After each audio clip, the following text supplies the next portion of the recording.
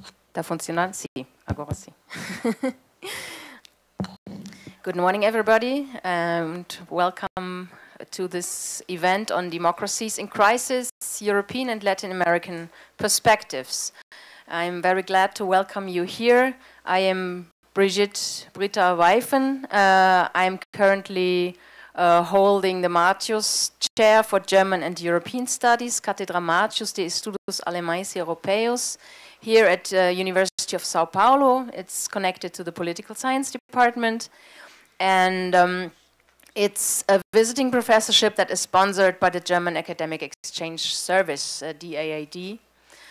And the idea of this is to increase academic exchange between Germany and Brazil, and more broadly Europe and Latin America, and also to initiate research on topics with relation to Europe, with relation to Germany, and with a comparative perspective between the two regions or the two countries. And so besides doing my teaching and research, I organize quite a few events that bring together Brazilian, German scholars and beyond to talk about these issues.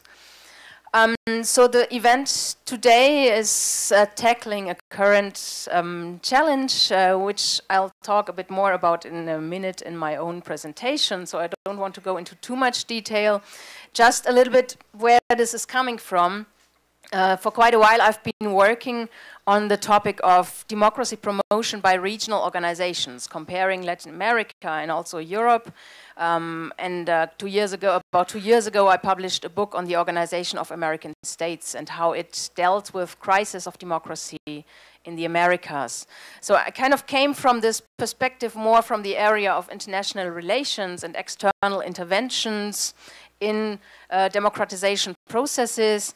However, when I did the research on this question, already starting with this during the time of my dissertation almost 10 years ago, and then continuing with this book that was published 2 years ago, I realized that's a question that is at the borderlines between international relations and comparative politics. And this is what makes it, for me, especially interesting. And so looking at it from the international relations perspective, to look at the organizations and what mechanisms they have to protect democracies is one thing. The other thing is, of course, to define the object that is in crisis, to really think about democratic development in member states, to reflect on how can we actually perceive or how can we actually conceptualize democratic development and crisis of democracy, which is often quite unreflectedly used in the debate on international reactions to these crises. And so when going through the literature, when also debating with colleagues such as Wolfgang Merkel from Germany, we've been in contact about this topic for quite a while, and I realized that there are quite different ideas when looking at Latin America and looking at Europe, and the scholars that discuss crisis in Europe and crisis in Latin America had quite different ideas of what they mean by a crisis of democracy. And so I think this was kind of the initiating thought for the event, to look at crisis of democracy from a comparative perspective. So the major intention of this event is to start from a theoretical conceptual perspective and see what is out there in terms of crisis theories. Does that help us in any way to define crisis of democracy? And if it's not yet satisfying, what could we do to conceptualize crisis better, to make it a better term that is manageable for doing comparative research? And secondly, of course, the idea is to look at concrete cases or at concrete developments in Europe and in Latin America from a comparative perspective, both comparing different types or variants of crisis to explore whether crises look different in Europe than in Latin America, and also secondly, to study the causes of crisis, and also again explore whether the causes are the same in Europe and Latin America or whether there are significant differences between the two regions. So this, in a nutshell, is the motivation and the aims of this conference. And again, I would like to welcome you. I would like to thank the Instituto de Estudos Avanzados for hosting the event and for participating in all the preparations and all the organization. And I hand over to José Álvaro Moisés now to say welcome from his side. Well, good morning to everybody. Thank you for coming here, to be here. I just want to welcome all participants, particularly our guests or inviters from outside Brazil that are bringing their experience and their research. And just one word about the team that, in a sense, Brita has already presented, in which sense we want to develop and go in this morning. And I would say that, in a sense, after the 3 decades of the last century, in which we had this enormous development of democratization, for instance, the intelligent unity of economists would say that we have at least half of the countries around the world that are already democratic. But obviously, not only the process of democratization is, in a sense, homogeneous in terms that all countries that achieved a democratic definition are actually democratic, but at the same time, we did have some retreats in the last, at least, I would say, in the 2 first decades of this century. Some countries are actually defined as illiberal semi-democracies or hybrid kind of democracies, and some other are quite clearly going in the direction of restoring dictatorship or eventually some kind of authoritarian experience. I would mention Russia, Venezuela, and Turkey. Although in the case of Turkey, I suppose we will be in the debate, it might be some specifications to more detail about the situation. But I mentioned this just to say that in this context, international context, in which we have to compare to actually see what is the actual definition of a crisis, if it is really applicable to all the countries that we are mentioned, I would say that we have this picture by which political parties and the representation, specific institutions of representation, are very much criticized, are very much in the critical position, not only because, in a sense, there is the alignment of political participation, a retreat on civic vote. People are voting less, even in the sort of more stable democracies, not only the new, but also the older democracies. And in a sense, this puts some new challenges that goes not only in terms of the empirical experience, but also in terms of the theoretical possibility of defining this. I think that it is very important to go into this new experience. Even so, I would say that sometimes there are a tendency to define as crises of democracy, because in some countries, and particularly in the more developed countries, in which democracy is more old, there is a tendency by the electoral results of experiences more in a conservative kind of tendency. And I don't think it's a good start to define the crisis by looking at countries that are all right-wing or have defined by electoral definitions to be in a position that is more conservative. Maybe we should go in a sort of more deep analysis to understand the real nature of the crisis and to understand whether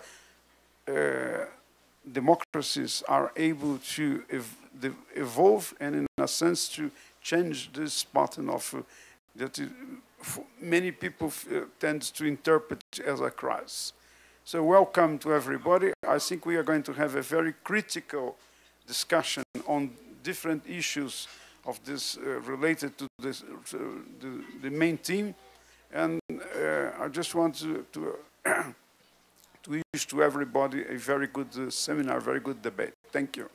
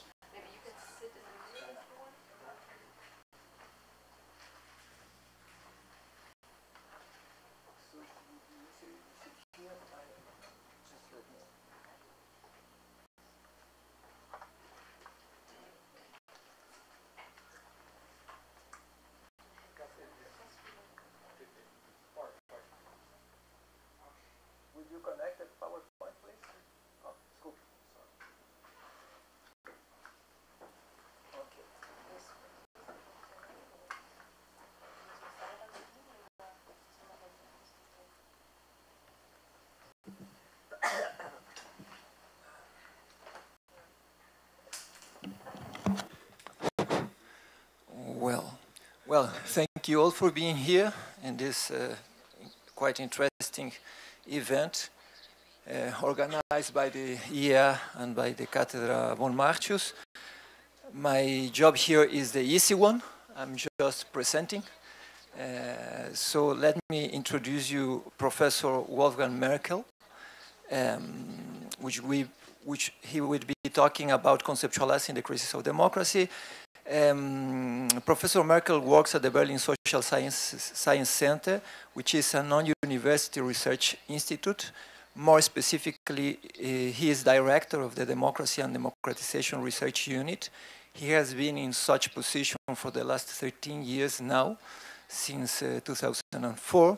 And in this center, they focus in research on interactions between political actors and democracy, and on the capacities of young democracies to solve economic and social problems. He is as well professor of comparative political science at the Democracy Research, Humboldt University, and he is now head of two ongoing research projects, I would say fairly large research projects. The first one, a project called Against Elite, Against Outsiders, Sources of Democracy Critique, Immigration Critique, and Right-Wing Populism. Yesterday we had the opportunity to hear some findings about this project. And the second fairly large project, which they call within the research unit of the professor, Bridge Projects.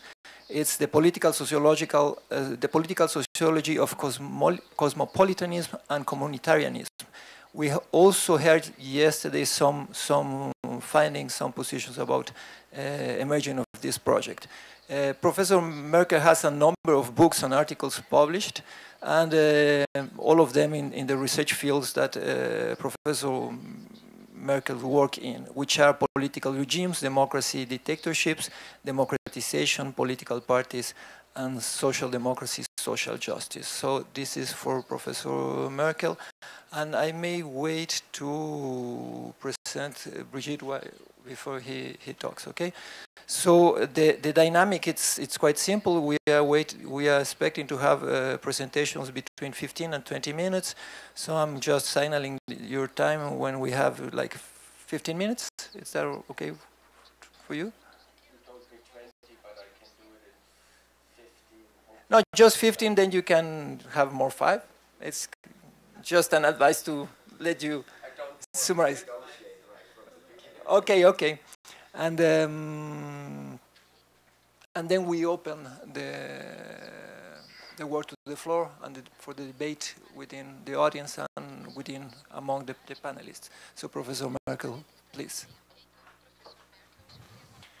Thank you very much, Adrian. Good morning to everybody. I immediately jump into my presentation, or not immediately. I pick up one point Jose Alvaro mentioned in his brief remarks at the beginning, that we are observing some kind of retreat of democracy during the last 2 decades. How do we know it? Is it enough to point at Russia, which was never, according to my point of view, a democracy, and to point to Turkey now, which had tremendous problems as what I would call a defective democracy? Is it not something we have constructed as a cognitive trap in being overly optimistic and measuring democracies in the 1990s? So sometimes it seems to me we had this euphoric ideas, even if we criticized again and again Fukuyama, but in a way we thought it's going up and up and up, and then we had certainly a period of stagnation. I will show you the cognitive map. If it works, it does not. Is it?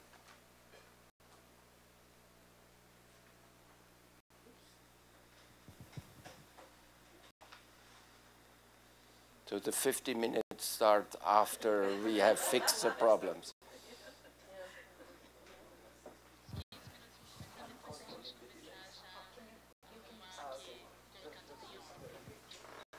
No. Did not work either.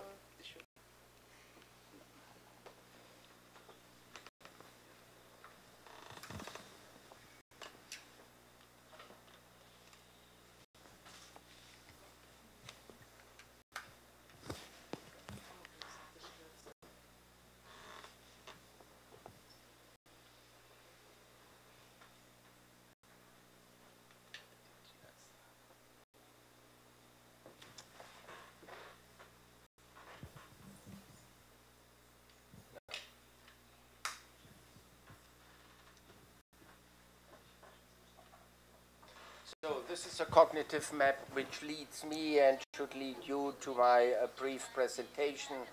I will talk about democracy. What do we mean by democracy? And simply, it is a contested concept. Then I will talk about the concepts of crisis we know, or let's put it this way, the term of crisis we are using, as you will see very briefly in a moment, that I do think that we do not have a concept, an analytical concept for crisis of democracies. Then I will show you what I think crisis theories can explain and cannot explain.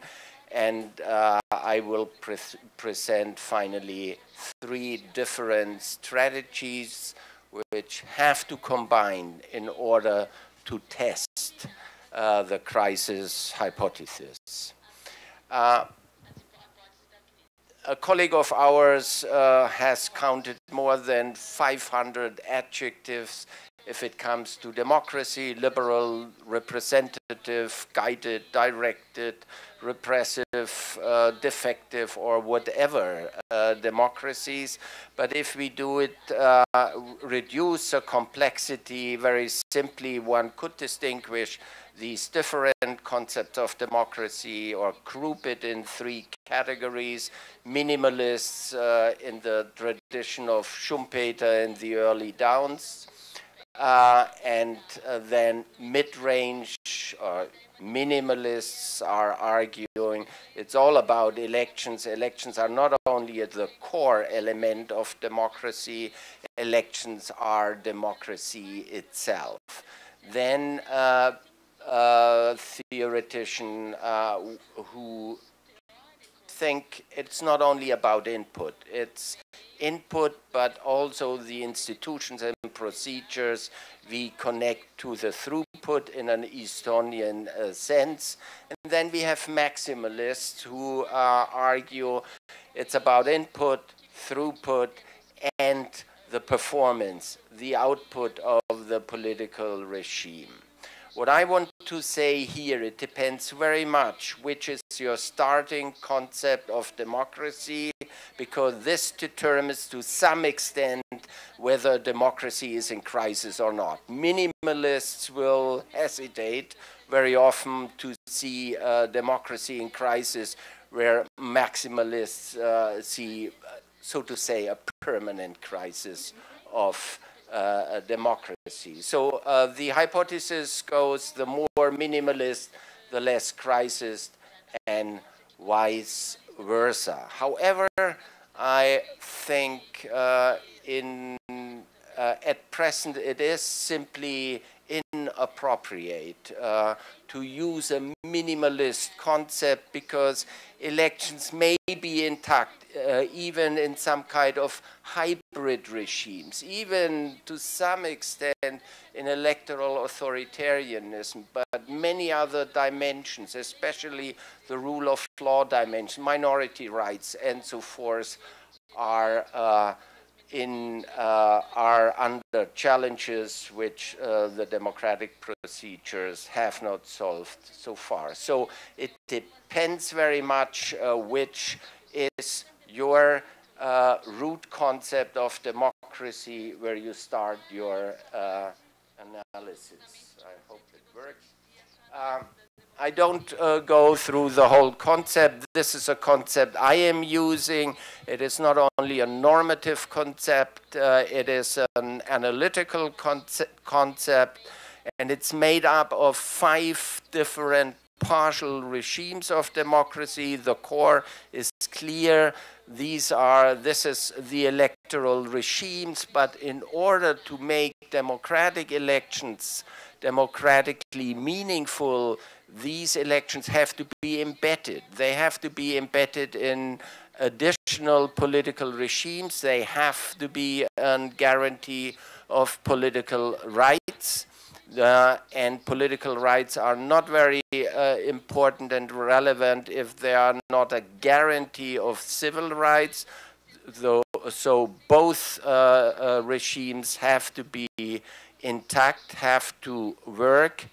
And then we have the checks and balances, or horizontal accountability, which is something we are seeing at present challenged in some of the most developed democracies even. And the 5th partial regime sounds a bit strange to somebody. It means, do the authorities we have elected in democratic elections indeed the power to govern? Or do we have other actors or arenas like deregulated markets which determine to a large extent political decisions in monetary policies, fiscal policies, and so forth? Or are they, do we have supranational regimes which govern our democratic life more than domestic political systems? And in the corners, you have prototypically some kind of challenges democracy has to master and has to solve these problems. And I don't go now into these different challenges. I said at the beginning, we are using in social sciences or in political science probably none of the terms more often than crisis. However, I do not find it very much defined. And therefore, I'm distinguishing between 2 different types of crisis, at least in 2 different meanings we are using the term. The first one is a classical metaphorical meaning taken from the medicine, the medical sciences, and this is a question of life and death. It is a question of existence and non-existence. This is a typical and classical term. It is a question of survival. political regimes, so my argument goes, or democratic regimes are in crisis if there is a crossroad situation where these regimes can collapse. This is the understanding what the historians and philosophers have developed out of the 17th century when they are writing about crisis. And there is also an additional point. It's not only a crossroad situation, but decisions have to be done. And these decisions are decisive whether a political regime survives or not. We have clear examples where democracy or democratic regimes collapsed, where we could at least say ex post there was a certain period where these regimes were in crisis before they collapsed, and I don't run through all these examples I have written here. But we use the term much more often in a more diffuse way, meaning there is some kind of latent crisis. There is a slow decline. There we are observing erosions of the quality of democracy. We are seeing unfulfilled normative promises of democracy. So it is about erosion. It is not something where we would say this is a classical crossroad situation, an existential threat to democracy. But my main criticism, or what I think it's a main deficit of all these thinkings and concepts of crisis, there nobody has ever defined where is the threshold. When does a crisis begin? When does it end? And if we are continuously talking about the crisis of democracy, then it is probably the normal state. Then the term is semantically paradox. And it's clear here again, if we use the meaning of an acute crisis of democracy, we certainly have a small sample, only a small sample among the democratic regimes. But if we use it in a more diffuse way, then you can come up then that Germany and how somehow France are in crisis because right-wing populism is emerging. Then it is something which is analytically, at least to me, completely unclear. I don't go through it because I have 50 minutes. I just want to say we have here, you have exemplarily 4 different theories of crisis by Habermas and Offe, basically a legitimacy crisis driven by problems of capitalism. You have the famous Grossier, Watanuki, Huntington overload crisis of big governments. Big governments are no longer able to govern because they have too many things they have to govern, and then you have the post-democratic situation by Colin Crouch and others. And Huntington, late Huntington's, one of his latest books, he simply is seeing the base of a political regime, the political community is eroding. This is a highly problematic book. Again, I don't go into it. None of these 4 types really solves the threshold question. They don't say something about it, and this is what I think is missing if we are using crisis as an analytical concept. And again, we discussed it yesterday. I am highly critical against the way of talking about a crisis of democracy. There is a varieties of democracy, and you mentioned before Freedom House or others are counting 120 electoral democracies, and if you add rule of law based democracy, probably is only the half of it. So there are quite different democracies, let's say, between, I wouldn't say Hungary again to provoke a discussion with Jan Werner, but between Scandinavian states and, let's say, Chile or Argentina. There are certainly differences. A second point I want to mention, we do not have a theory how we deal with this simultaneous developments, meaning on the one side in certain partial regimes, in certain dimensions of democracy, we have seen during the last decades a quite impressive improvement. If we look to the gender question, if we look to minority rights and so forth, the rule of law has been strengthened quite a lot during this time. On the other hand, we have certainly problematic developments like the deregulation of markets, which disempower.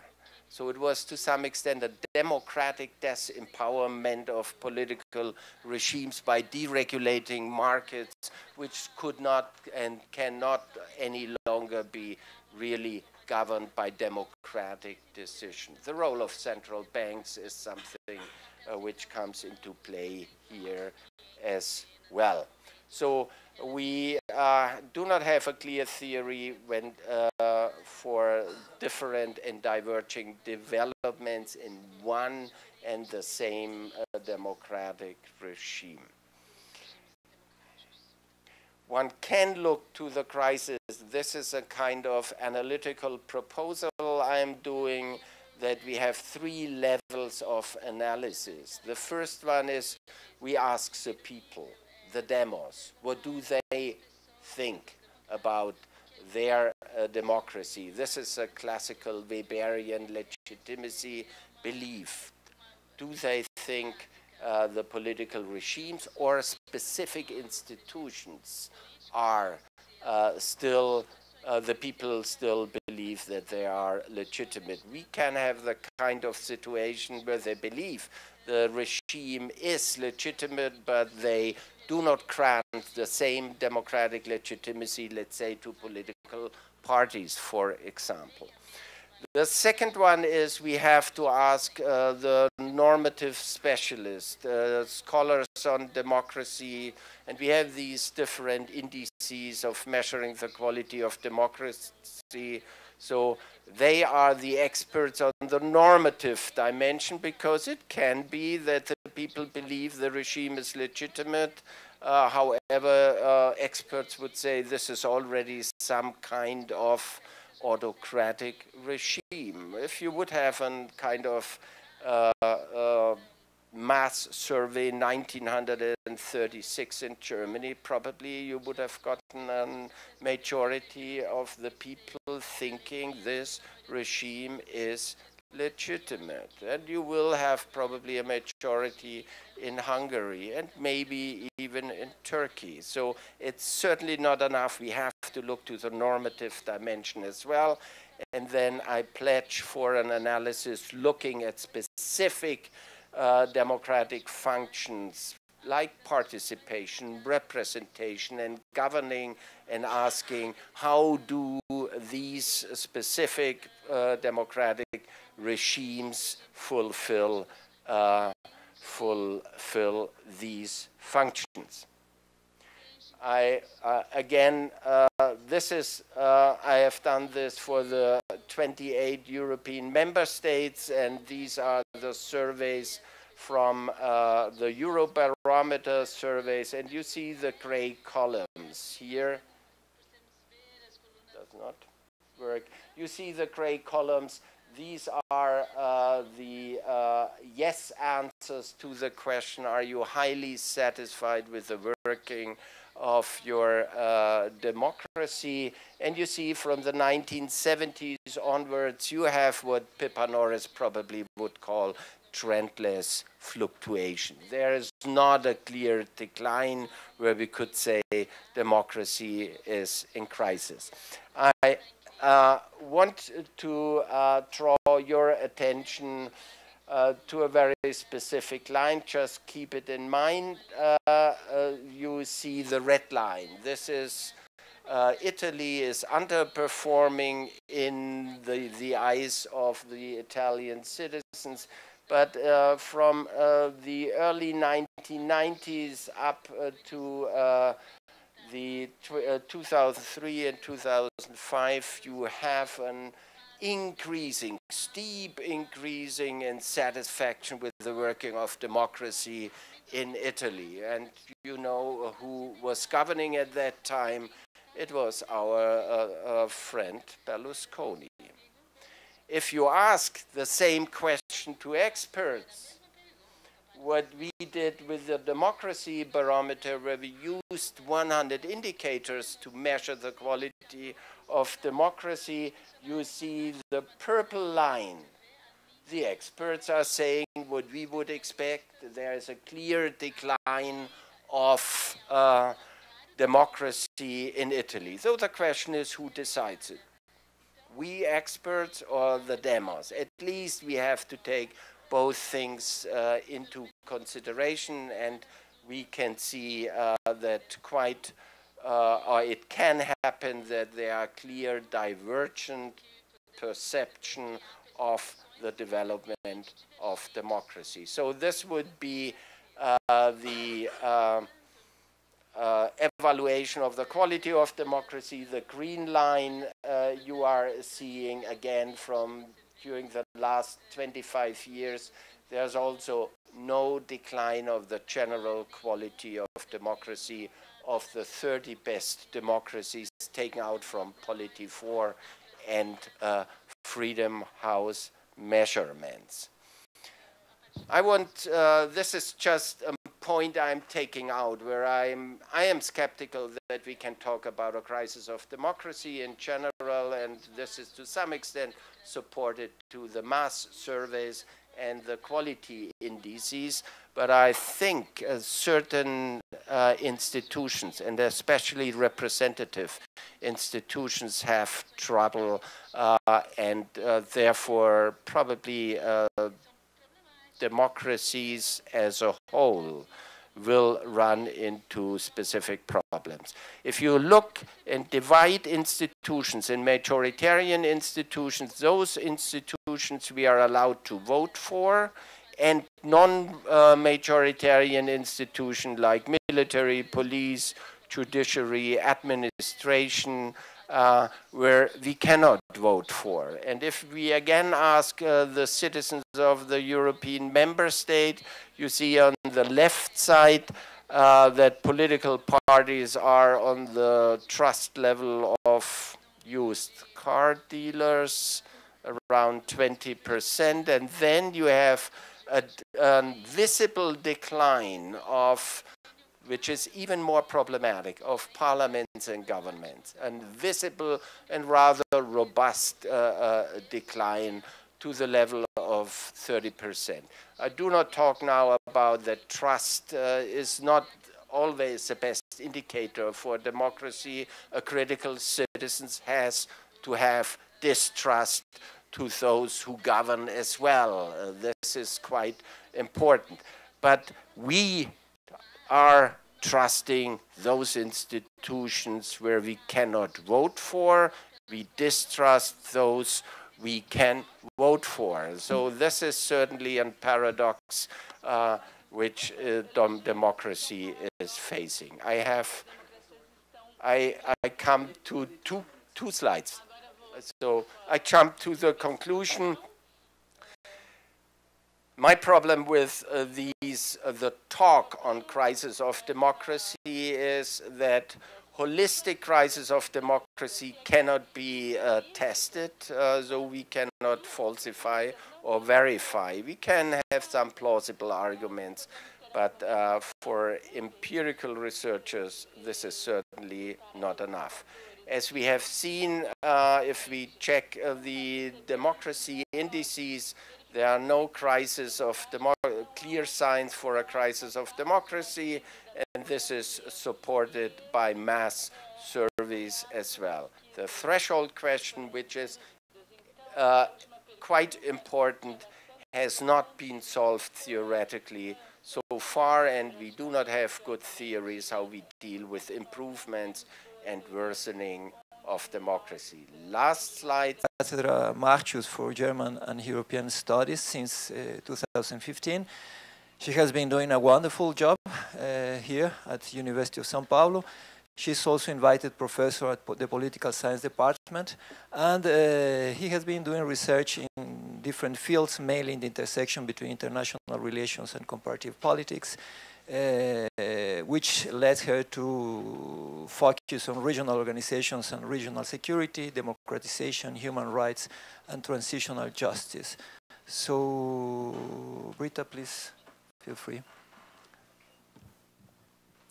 Okay, let me try to handle all these things here. What I would like to present today is something like an attempt to mitigate some of the problems that my colleague Wolfgang Merkel has just mentioned, and to try to come up with something like a concept building exercise. I'm not sure that it's really finished yet. You can judge for yourself. But I think it's worthwhile making an attempt. And just maybe briefly to comment on your presentation, what you said about the threshold and the lack of a threshold. I think when we look at other political science concepts, and including ones from the field of democratization research, there are quite a lot of concepts that are widely accepted, but still it depends very much on the individual researchers how the thresholds are defined. I mean, think of transition, for instance. Do we have a universal definition when a transition starts, when a transition ends? I think it depends quite a lot on how the researcher that looks at that particular case or that does a quantitative analysis defines this actually. What is the trigger point of a transition? What is the finishing point of a transition? When does a regime enter from a transition into the consolidation phase? I think here we have facing more or less the same problems like with the concept of crisis. Anyway, starting with some images here of cases that are widely perceived in the media and often in academic debate to represent crisis of democracy or challenges to democracy. From Europe and Latin America, you see some examples of the populist leaders here on the upper right-hand side. We have on the upper left-hand side the coup in Honduras in 2009, where a democratically elected president was ousted with the support of the military. We have the case of Venezuela, Nicolas Maduro here below that, which is an ongoing situation. Then we have the situation of the impeachment of Fernando Lugo in Paraguay here on the lower left-hand side, which is also very contested, and people don't have the same opinion of whether this was a formal constitutional impeachment procedure or not. And the same, of course, the same debate for the case of Dilma Rousseff and the impeachment in Brazil. So just to show you that there is a wide range of examples, and these are just a few selected ones that are currently discussed under this label of crisis of democracy. What I discovered when I did research principally or primarily on Latin America and later on also on the cases in Europe, and crisis theories in Europe, some of which were already mentioned in the previous presentation, is that the concept of crisis varies a lot between the two regions. And if we look at different phases of research on crisis, we can quite clearly see that. For instance, in the 1970s, the theories that Wolfgang Merkel already mentioned in his presentation, what he called the overload thesis, or ungovernability thesis, or the legitimation crisis of late capitalism, talking about the overload of the welfare state, talking about, well, coming up with solutions such as shutting down the welfare state, or arguing that exactly this will lead to problems, that it will lead to lack of representation, that it will harm the established democratic actors, such as political parties, such as trade unions, that were up to that point making sure that societal integration and class struggle did not erupt. Societal integration was guaranteed. So these were the debates going on in the 1970s with regard to Europe and Latin America, and it mainly conceptualized crisis as something latent, something that was dragging on, that was going on over a longer time period. At the same time, in Latin America in the 1970s, theories of crisis mainly looked at crisis as a stage preceding the breakdown of democratic regimes. So the focus of the research was more on breakdown and crisis in works by Juan Lins, for example, was considered to be a phase, a step towards breakdown, but not very clearly defined in its own right. Now, if we look at more recent research after 2000 in Europe and Latin America, we have a resurgence of theories of crisis of democracy, and I've mentioned a few here, a few labels that have been created. And again, in the European and North American debate, mostly the idea of crisis is something like a slow decline, something like hollowing out from within certain features of democracy. So again, we are facing a latent concept of crisis.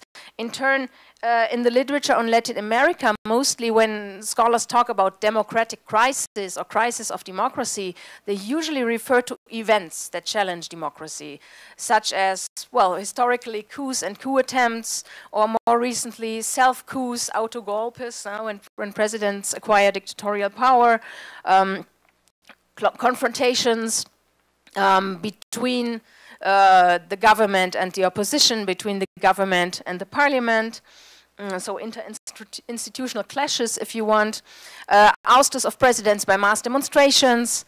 So it's more like focusing on particular situations that lead to a change, either of the political regime or at least of the government. And so again, we can see in the European and North American context, mostly the debate is about latent crisis. It's about situations that develop over a longer time period. And in Latin America, mostly the crisis concept refers to acute crisis, to short-term situations that might challenge democratic institutions. Now, if we approach this term of crisis, try to solve a bit this term of crisis from a definitional perspective, Reinhard Koselleck wrote an article about the history of science of the term of crisis and comes up with several interpretative possibilities. Crisis as a process concept, as a chain of events that culminate in a decision-making situation in which action is required. The ultimate decision concept, where crisis is a sudden radical upheaval that leads to profound changes. And the iterative period concept, if you want, crisis as recurring potential turning points in the course of time. So why I highlight this is because I think already two of these variants already combine the possibility of having a latent development that then leads to some sort of point of escalation, or develops to a point where a decision situation emerges. And so this suggests that it is not absolutely absurd to think about combining these two concepts and to combine a latent concept of crisis with an acute concept of crisis and to frame actual events in these terms. Now, the definition, therefore, that I propose for crisis of democracy in particular would be to conceptualize crisis of democracy as serious systemic disturbances of the democratic order, which endangers really its normative core. So it's not, if we have mass protests about particular policies, that would not be a crisis of democracy. But if democracy itself is challenged, and this includes even undemocratic or semi-democratic ways of ousting an elected president, of course. So the scope of this is if the significance of democracy and the functioning of democratic institutions themselves are questioned or are challenged, when this is at stake, really. The severity that there is actually, that the changes or what is going on is potentially substance changing or life threatening for democracy. Strategies could vary, of course. We have more ambiguous situations where actors bend rather than break norms, and then more clear-cut situations where clearly democratic norms are violated. The origin, there could be several different types of actors involved, either within the regime itself, democratically legitimized actors, or exogenous actors, meaning extra-institutional, non-democratically legitimized actors. And again, the timing could be incremental or sudden. One way that I thought about this is actually, this would need to have a question mark to think about crisis as critical junctures. So especially if you think about acute crisis of situations that escalate, that demand a decision, we could think of crisis as something like a critical juncture as conceptualized by historical institutionalism, something like a turning point, a phase of institutional uncertainty, of institutional flux, during which substantial change is possible, and one institutional path may be abandoned in favor of another one. So this is the idea, that the crisis can actually influence, can impact on the democratic institutional architecture, if you want. Of course, the outcome is more open. I mean, there is a debate, both in the research or both in debates on critical junctures as well as in crisis theories, whether the definition of crisis automatically requires a substantive change to take place. And there is no consensus on this. And I would say it's not necessarily the case. So you could have a crisis followed by re-equilibration, as Juan Linz has called it. So crisis can also kind of lead to re-stabilization of the regime. It does not necessarily have to lead to a substantial change of the regime. So in terms of the outcome, the crisis may result in substantive change, but may result in continuity.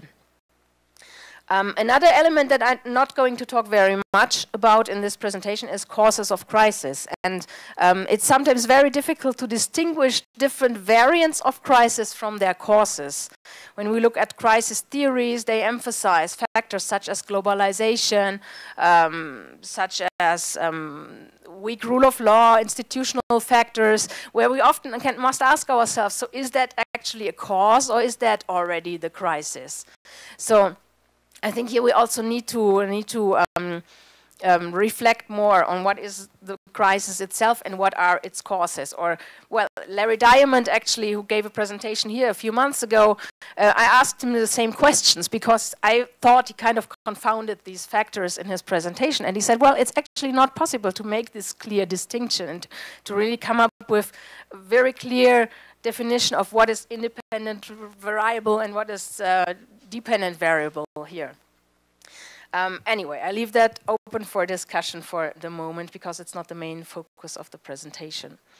Now, let's do a little bit of concept building and following the suggestions of Gary Gertz and others on concept building and social sciences. You can reflect on concepts by mapping the semantic field that they are, which they find themselves in. So which terms are related but distinct from the term of interest. We can also go about this by defining so-called negative poles, so trying to define what the concept of interest is not, or what are the opposites of it. And yeah, so let's look at crisis and related terms first. So when we think about crisis as acute, as events, as kind of potentially challenging events, then crises are conceptualized in the timeline as events that potentially can change the course of the institutional development.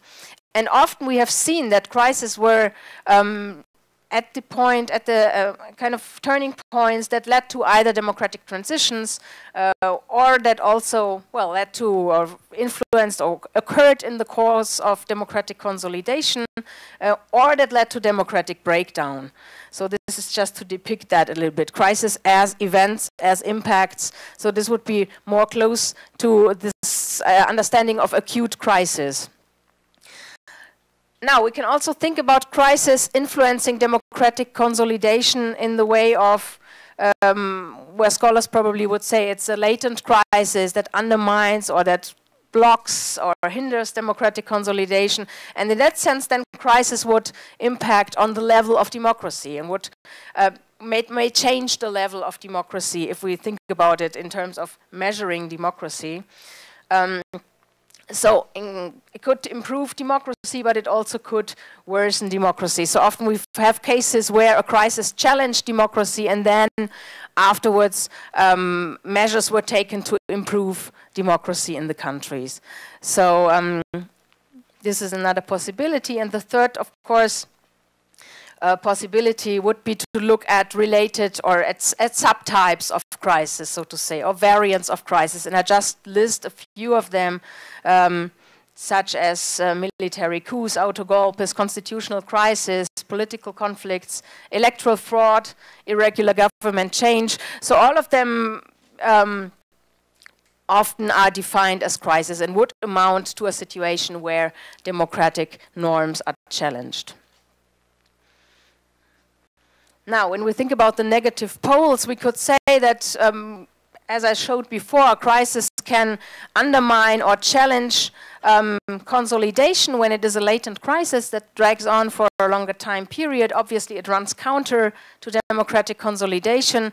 But when we think about crisis more as events that have an immediate impact, it challenges stability. So we can distinguish crisis from both of these concepts and say, okay, we have latent crisis or acute crisis, both of which would fulfill the definition of crisis, and both of them would challenge these negative poles, either consolidation or stability.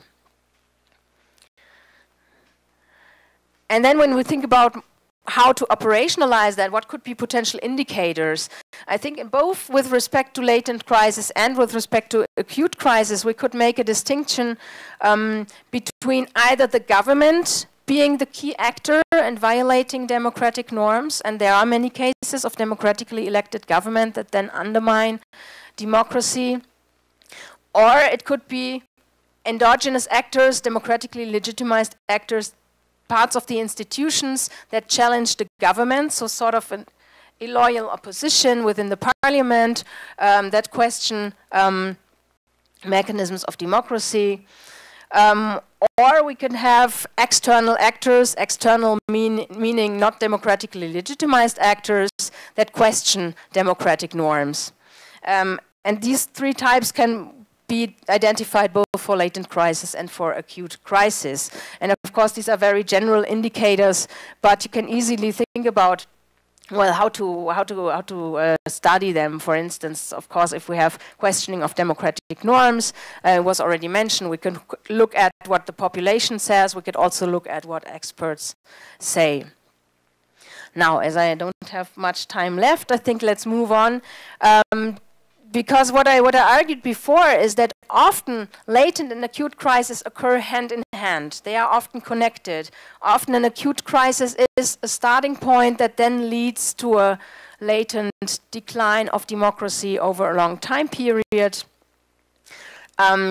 We also find the other example that the latent crisis has been developing over a certain time period and then all of a sudden ends or culminates in an acute crisis, and And then we also have cases where there is a long-running latent crisis and then several points of culmination. Well, thinking about examples, when we think about the case of Venezuela currently, for instance, for a long time there has been a talk about a crisis, about a decline of democracy, and now more recently we can identify certain points where really substantive institutional changes have taken place, and this could then be conceptualized as acute crisis within a longer running latent crisis. But there are also crises where they run at the same time without being connected, so where different aspects of democracies are being challenged. Say there have been constitutional changes on the one hand that have been going on for latently for a longer time period, and then all of a sudden there is a threat, there is a military mutiny or something like that, that has nothing to do with the origin of the constitutional change, and then they occur like in the example D in parallel without being causally related. Okay, so just very briefly, another possibility is to identify certain types of crisis. Most of these differentiations are already mentioned before. So we can distinguish according to the origin of challenge, whether it's intra-institutional, either from the government or from other elected, democratically legitimized institutions, or whether it's extra-institutional, coming from actors that do not have democratic legitimacy. We can distinguish crises according to their strategy, norm-breaking or norm-bending, leading to clear-cut versus more ambiguous crisis situations. I skipped that for the moment because it's just a taxonomy that we used for the previous book. We can also look at actually which dimensions of democracy are affected by these changes, and Wolfgang Merkel mentioned that point already. Or we can distinguish them according to the outcome. So the question whether the crisis led to re-equilibration, to a change in government, to a change in the democratic regime as such, or to regime breakdown.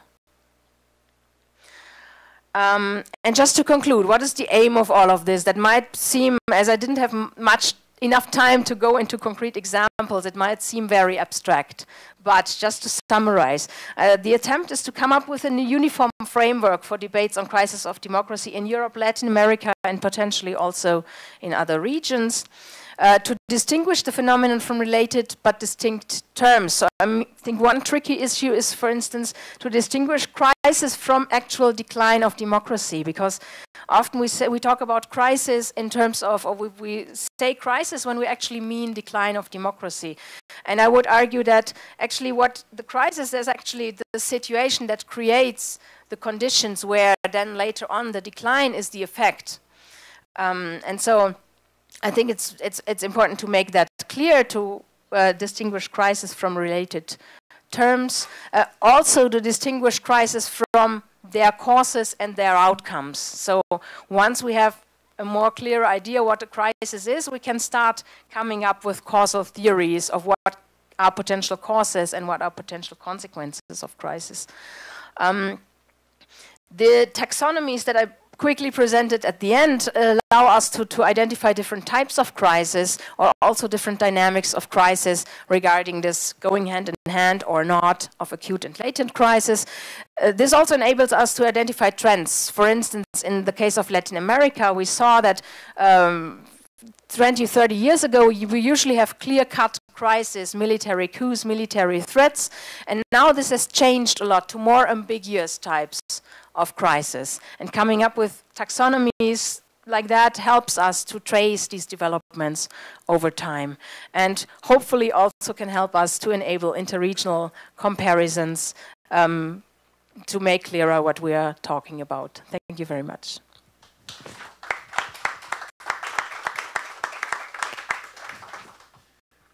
Well, thank you very much, Britta. I think we already have some interesting ideas for the debate here.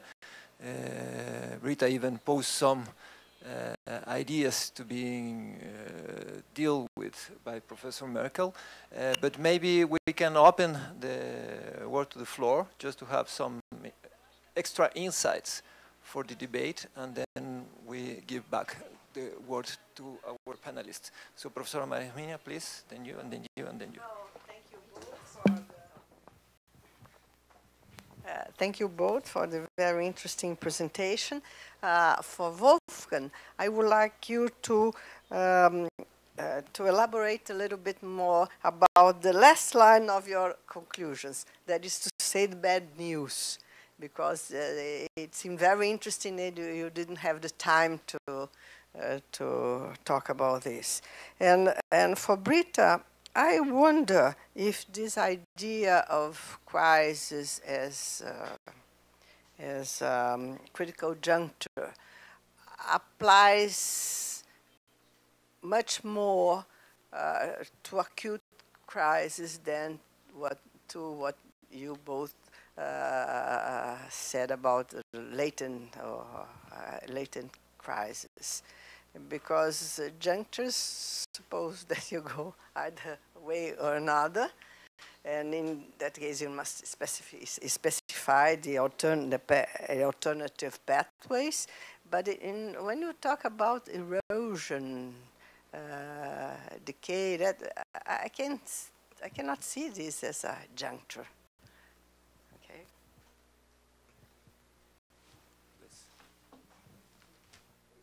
I would raise the round of the questions and then we take this. Is it myself? Okay. Thank you very much. Karabekir Akkoyunlu. I'll be talking about Turkey as an acute crisis later today, so this was a great framework to open up with. But I would like to ask a question and ask you to comment a little bit about this, both of you actually, about this notion of decline. The traditional history understanding of the Ottoman Empire says that the Ottoman Empire was in decline for 250 years. Edward Gibbon said that the Roman Empire was in decline for 1,500 years, or at least 300 years in the West. And from the perspective of normativity, and from the scholar's perspective even, is there any way to go beyond this subjective notion of decline?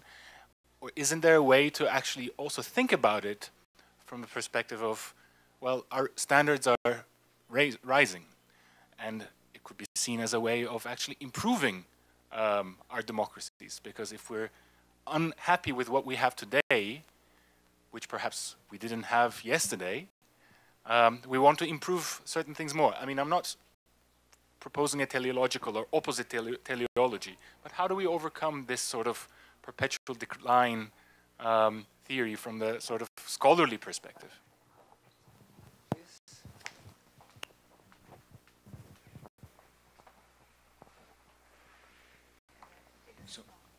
So first of all, I applaud the strategy of disaggregating these very general diagnoses of decline as much as possible, getting us away from this very simplistic Freedom House style approach of, the market for democracy is up or the market for democracy is down. But I wanted to also ask about one aspect that, as far as I could tell, neither of you mentioned, but that will be often mentioned in sort of more journalistic accounts of crisis today. And that is changes in the conditions of political will formation. Or put less abstractly, changes in the public sphere. In some cases, of course, when you think about, let's say, newspapers, it really is a crisis in the traditional sense. Newspapers are dying, disappearing completely. Do you think this is overrated? Do you think we only sort of see this as part of a crisis because we idealize the past? Or it shouldn't really figure into sort of our discussion at all? Thank you. And the last question, please.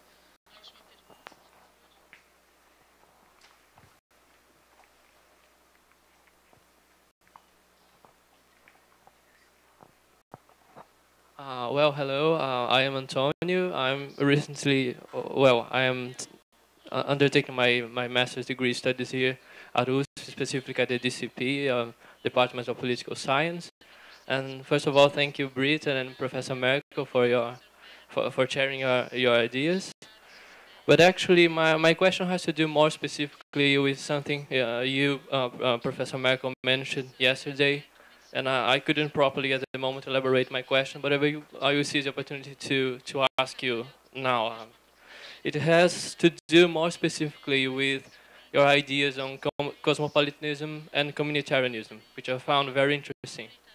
And still, it has to do with what you mentioned regarding cultural assimilation, which I found interesting, that cosmopolitanism in terms is more multicultural and would disfavor, for instance, an approach of cultural assimilation, whereas communitarianism would favor a more distinctive cultural choice, for instance. So my question has to do with the relationship between cosmopolitanism and nationalism. And I'm here understanding nationalism not necessarily as a xenophobic construction, but it's more properly as simply a cultural community, a sense of belonging which goes towards a national project, for instance. So my question is, what's the relationship between cosmopolitanism and nationalism? Are they mutually exclusive? And how to properly frame the issues of representation. What I mean by that is, for instance, what's the degree by which a cosmopolitan policy, for instance, will favor representation of minority, which later on could actually end up questioning this very same cosmopolitan order, by sense, for instance, a more strictly nationalist approach. And well, if you could please elaborate, would be very useful to me. And well, this actually has to do with the question here in terms of regime stability and democratic decline, if you consider it from the optics of representation and granting of rights. So thank you in advance, sir. Thank you. Then, Professor Merkel, please. So I think, Britta, we can do a division of labor, and the very difficult question you can answer, and I pick up the easy question at the beginning. Angelina, bad news, what I meant bad news. If we come to the conclusion that core institutions of democracy under particular pressure of losing trust among citizens, then we can think about, are there other institutions, procedures, and actors which can, so to say, take over the functions of these core institutions, meaning in participation, in representation, and even in decision making. And then we have this wonderful democratic innovation, sometimes even referenda, which are not a real innovation. We can be dated back 2,000 years and more. But we have citizen councils, we have participatory budgeting, we have all these mini publics, Fishkin in the tradition of Jürgen Habermas, and so forth. I think these are innovation which can complement to some extent the core institutions. But I have problems to understand beyond referenda how they can be rolled out on a national level. They may be very good on a municipal level, but I have tremendous problems if it comes to core policy making. Let's talk about fiscal policy. Let's talk about social policy. You need national regulation. You need highly legitimate actors to come to decision. So my skeptical point of view is, first, you cannot roll it out really to a national at a national level. It is unresolved. What is a specific relation of the decision-making bodies of representative institutions on the one side and these participatory institutions on the other side? Is there a hierarchy of democratic legitimacy, as constitutionalists would argue, would say if one body has a is ranking higher in democratic legitimacy, should make the decision. The second point, this is maybe very much a European point of view. Tami Pokrypinski, my collaborator and colleague at the WZB is reminding me that my argument, you have an even higher social selectivity in democratic innovation, does not apply very much to Latin America. In Europe, you see clearly it's only the educated, sometimes the young and the retired people who are engaging. And it's a small circle of people who are doing it. And if we come to the conclusion that the representative institutions are not solving the question of political inequality, it may be an acceleration of the democratic disease and not the solution. This is my skeptical point of view, but I see some applications on the municipal level. However, in core policies on the national level, I cannot see it. Just a brief, we can do it, or you can do the second one and I do the third one, so I'm not talking too long. You mean the second question, I mean, was directed to me generally, so by Maria Herminia on the crisis and the critical junctures, whether it's possible to conceptualize them as critical junctures. Well, I think even in cases of what we could call latent crisis, I think we can identify certain points, certain decision points or turning points. So that would be one possibility, to really focus on these situations where actually the decision is made to abandon a certain democratic norm or to undermine it, and to identify these points and to talk about these points as crisis. That's one possibility. Another possibility, of course, would be to say, okay, we don't, we just abandon these, well, we abandon this distinction between latent and acute crisis and focus more actually on the indicators. And there we see a lot of similarities here between acute and latent crisis. We can see that they have the same origin, we can see the same strategies, we can see parallels, and we can, of course, it needs further reflection to think about the indicators of how to identify the crisis. But then I think it's pretty much, well, it's either undemocratic or behavior by the government questioning democratic norms. It's, well, interinstitutional confrontations, or it's a threat coming from outside democratically legitimated institutions. And this applies, I think, both to acute and latent crisis. So maybe it's not so important to really make this distinction, but rather to think about the requisites of crisis. Do you want to continue now, or how are we doing this with the next question? No, I can do it. Sorry, I did not get your name, my Turkish colleague. Kare. I don't repeat it for the moment. I do some exercises during lunch. Decline.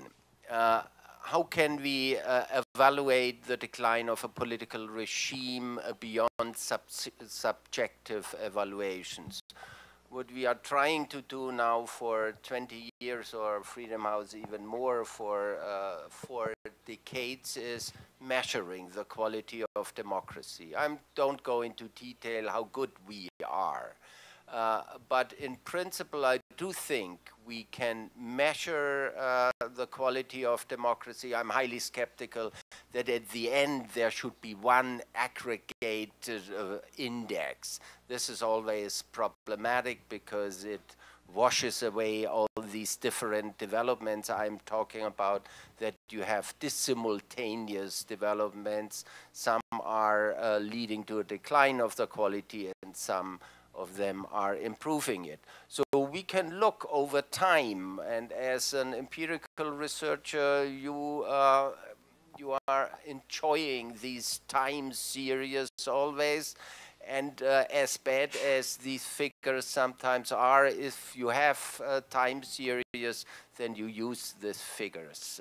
This is the success probably of Freedom House, but now we have other varieties of democracy measurements from Scandinavia, which probably will dominate the scene. So can look for year, is there a decline? And if these indicators are valid to measure the quality, then you may not be able to do it for 2 centuries, but even Polity and others are trying to do it for since 1800. So there are measurements. We have to check how good these measurements are, but I think this is something where we do not have to rely simply on individual judgments. We have indicators we can check, and therefore we can understand whether there is a decline of quality or an improvement of it. Can I say one word, Britta, to your presentation? The concept building, I think I'm very much in favor to it, to construct in a way a conceptual tree. But I see a tremendous problem which I don't see solved in your concept building as well. And the one is, on the left side, you have crisis of democracy. The second column is dimensions. And then you are not using democracy, you are using for the dimensions crisis. But you have 2 concepts at the beginning. So then all of a sudden democracy disappears and you have only latent and acute. So you are talking about the second term. And then if it comes to the indicators, you are back in the indicators for democracy. You cannot elaborate your indicators out of your 2 dimensions. Do you see what I mean? So I think this is a problem if you do concept building and you have 2 concepts.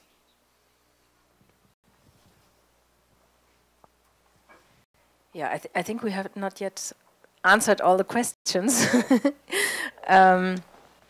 So let me just try to continue with this, and we can discuss this later also, because we are a bit also already behind schedule.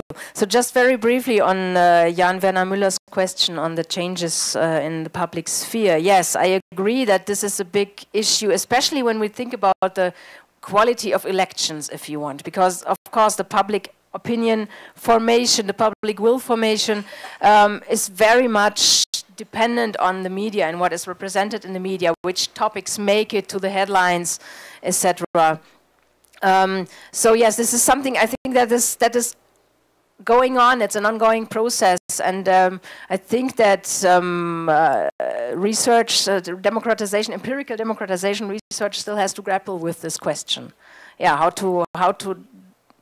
to capture this and this shift, this decline of major formally influential media, and at the same time the rise of blogs and private contributions to the internet, where all kinds of people can make a substantive contribution to public opinion.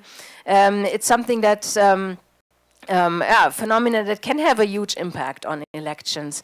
And I think so far indices of quality of democracy or quality of elections do not yet capture this. So it's a point that needs to be taken into account. And I think the last question was directed to you specifically. One word, Jan Werner, to your public sphere. I'm not sure whether you have in mind what Habermas has written with a structural change of the public spheres in the early 1960s. But if we look now if we look to the public sphere, the decisive difference, according to my point of view, is that you have a pluralization and a fragmentation of it.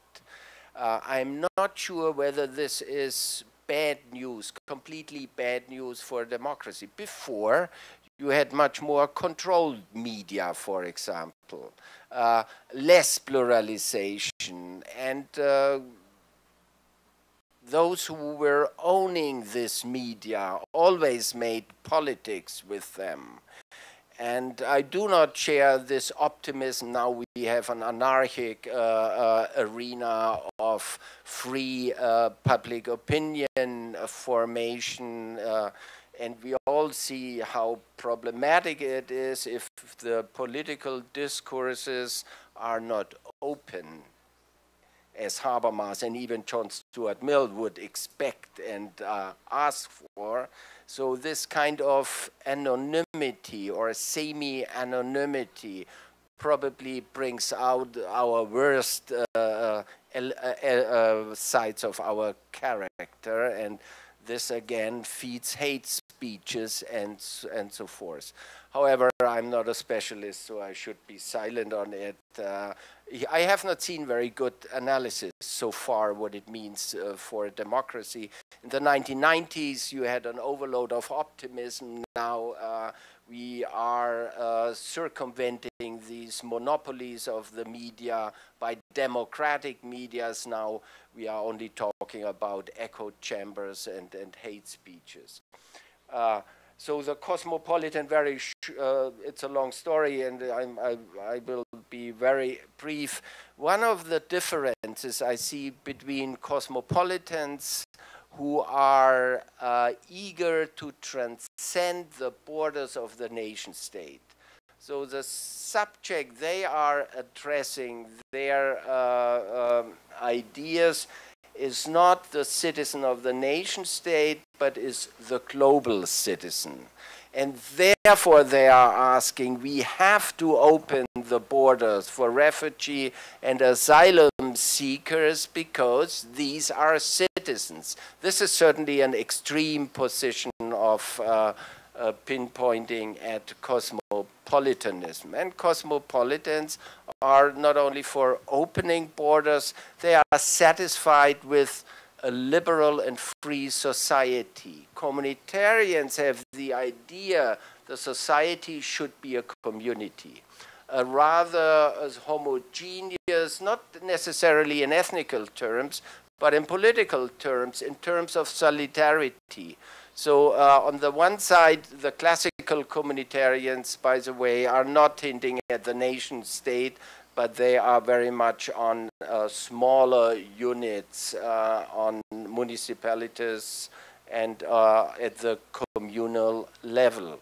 What we were talking about yesterday, these right-wing populists, they are taking up some of these communitarian thinking, and therefore I call them nationalist communitarians.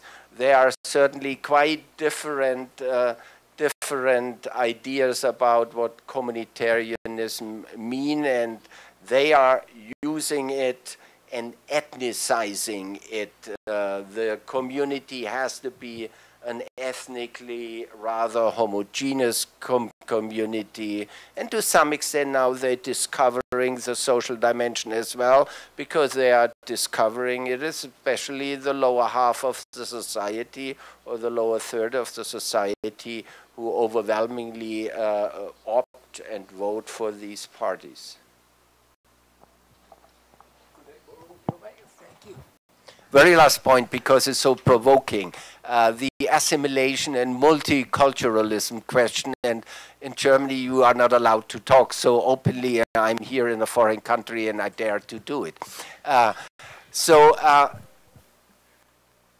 a normative point of view, I think assimilation is something which is not, cannot be in our political arsenal, among our political instruments. There are rights for cultural identity. On the other side is, we know from, again, from John Stuart Mill through Robert Dahl and others, the more heterogeneous society is, the less trust you will find. This is what Robert Putnam and others again and again and again were checking by empirical results.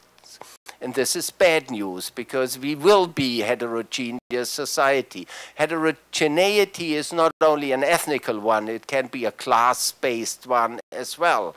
And probably class is even worse. And you see it in Latin America, how you have to secure, or in South Africa, these are the emblematic cases where you have to secure each property very closely. And in Denmark, still, you can leave your bicycle somewhere unlocked and your car open. So it comes with a price. And if you want to open, and then you will probably have a more, you will certainly have a more heterogeneous society. And if you take Denmark, by the way, Denmark is always performing best in all these democracy indices. They are rather rigid in closing borders. Sweden is not. So they want to close it, and they have a highly solidaristic community installed in this country. So there are trade-offs involved. I don't think, even I'm in favor of this kind of multiculturalism. However, we have to be clear, and we have to decide, are we all want to pay the price for it? And normally the price is paid by the lower strata and not by the higher strata if you open borders. Well, I'm afraid we don't have time for another round of questions. We are already behind the schedule, so let me thank all of you for your questions. And above all, let me thank Professor Merkel and Britta for your presentation. Thank you very much. You're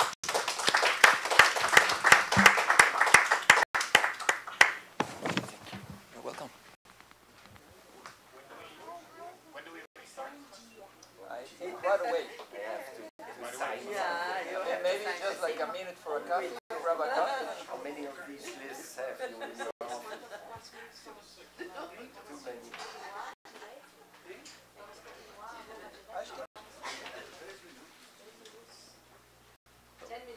So we have a pause of like 10 minutes, and then we start again.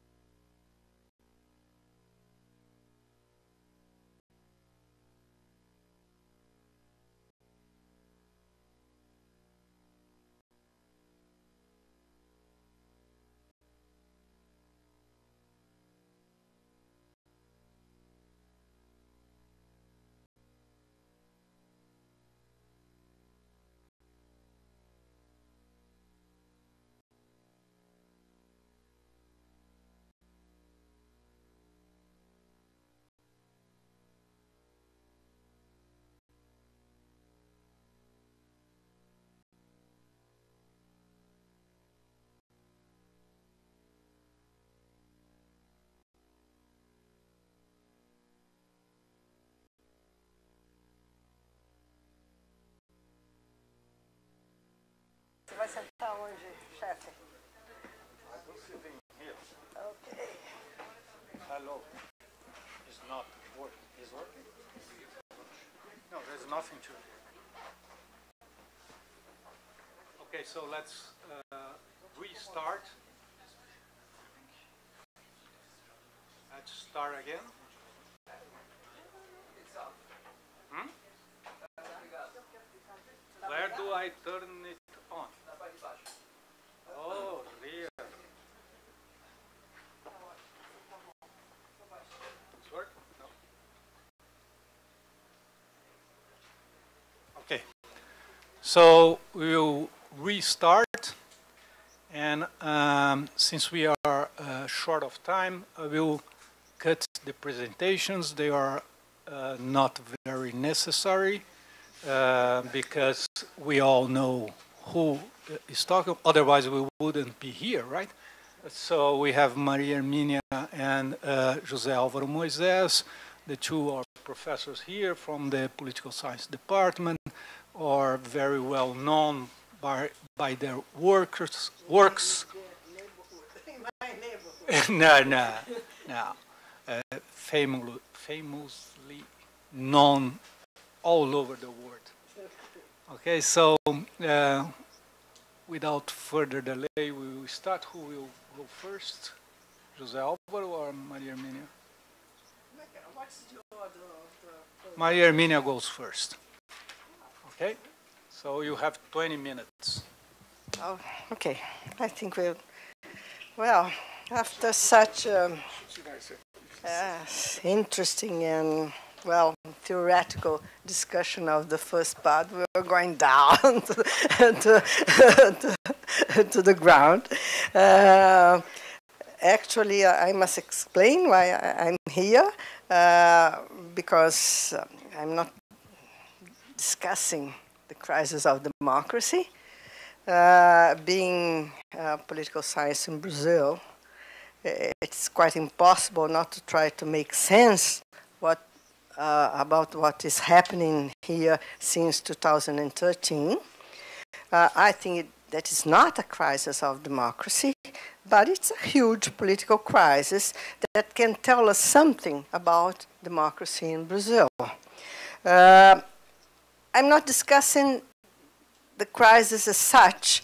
I choose to look at the crisis from what was happening in society, not in political system, not with the parties, not with the main actors of this process.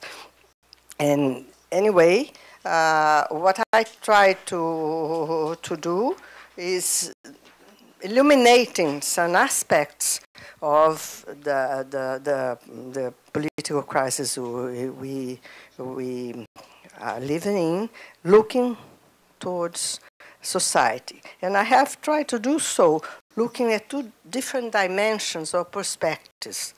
Society as civil society, there is to say the realm of autonomous organized groups, and society as mass public, an aggregate of individuals, citizens with values and attitudes towards the political system.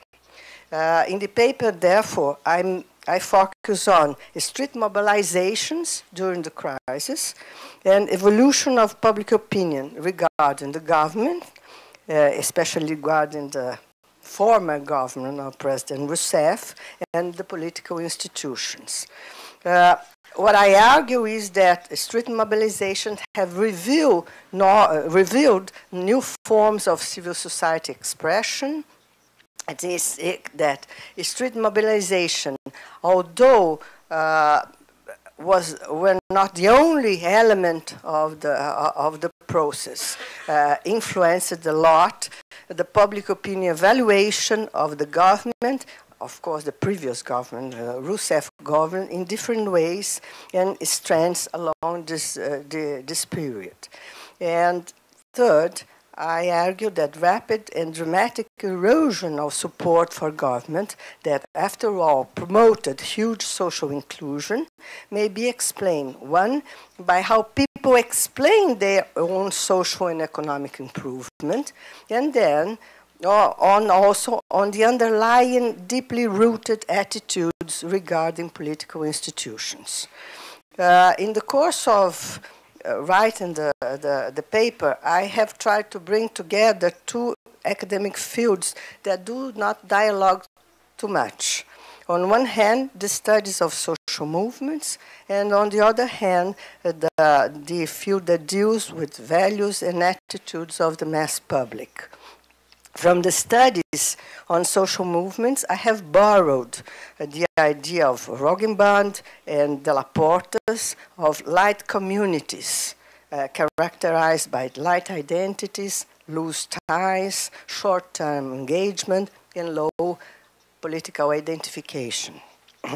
And from the literature about public opinion, I borrow from Klingenman's and Dalton's idea of the dissatisfied Democrats, characterized by support for democracy and mistrust and disaffection toward democratic representative institutions. The story seen from the streets. There is no doubt that the point of departure of our story is June 2013, when thousands of people went to the streets, although at that time different alternative outcomes were possible to the present crisis. In the streets emerged a new civil society of light communities. Dave Greenberg wrote a piece in New York Review of Books called Inside Zuccotti Park, sometime at the time of Occupy Wall Street movement. And he said that Occupy Wall Street movement had a general lemma that was so vague that it offered a blank screen where everybody could project its own aspirations. I think the movement 2013 is like that. People, lots of people in the street, different demands, different groups, no organization, no participation of parties, no participation of unions, no participation of old organized civil society. After 2013, from March 2015 to April 2016, there has been two other huge national anti-government rallies and two huge pro-government mobilizations. They all had approximately the same characteristics and the same social basis, mid-income strata. My PowerPoint was this. I'll show some tables.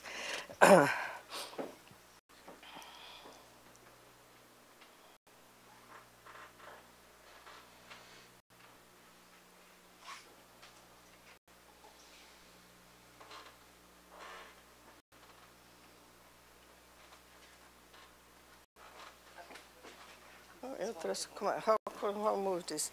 Because I brought mine and food. Okay? Não. Não, essa não é essa. A outra que eu trouxe. Não é essa. Eu te pus outra apresentação. Não? É seminário? Chama seminário IE? ICS? Não, é seminário IE. Eu dei para pôr aí. Não? Okay, well, I'll skip some. Okay. So, these are the major rallies since 2000, in 2015, in 2016, and as we can see, there's light, yeah. Huh? No, I'll take mine. Sorry. It works better.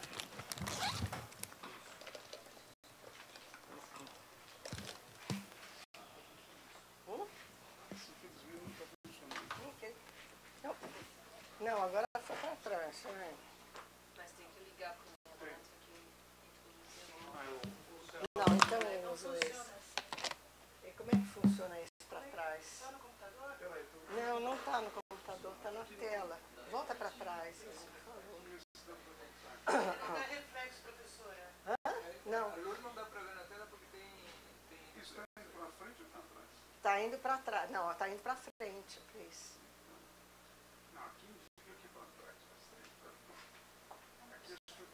Mas eu pus uma nova apresentação. Não, para trás, para trás. Essa é a última. Como é que funciona isso? Como é que vai para frente? Vai para trás. Para frente aqui? É. E onde é que é a luz vermelha? Bom. Não dá, porque está sem reflexo. Okay, anyway, just to see the participation in anti and pro-government was almost similar in the point of view of the strata that mobilized. The forms of participation, the nature of the groups were very different.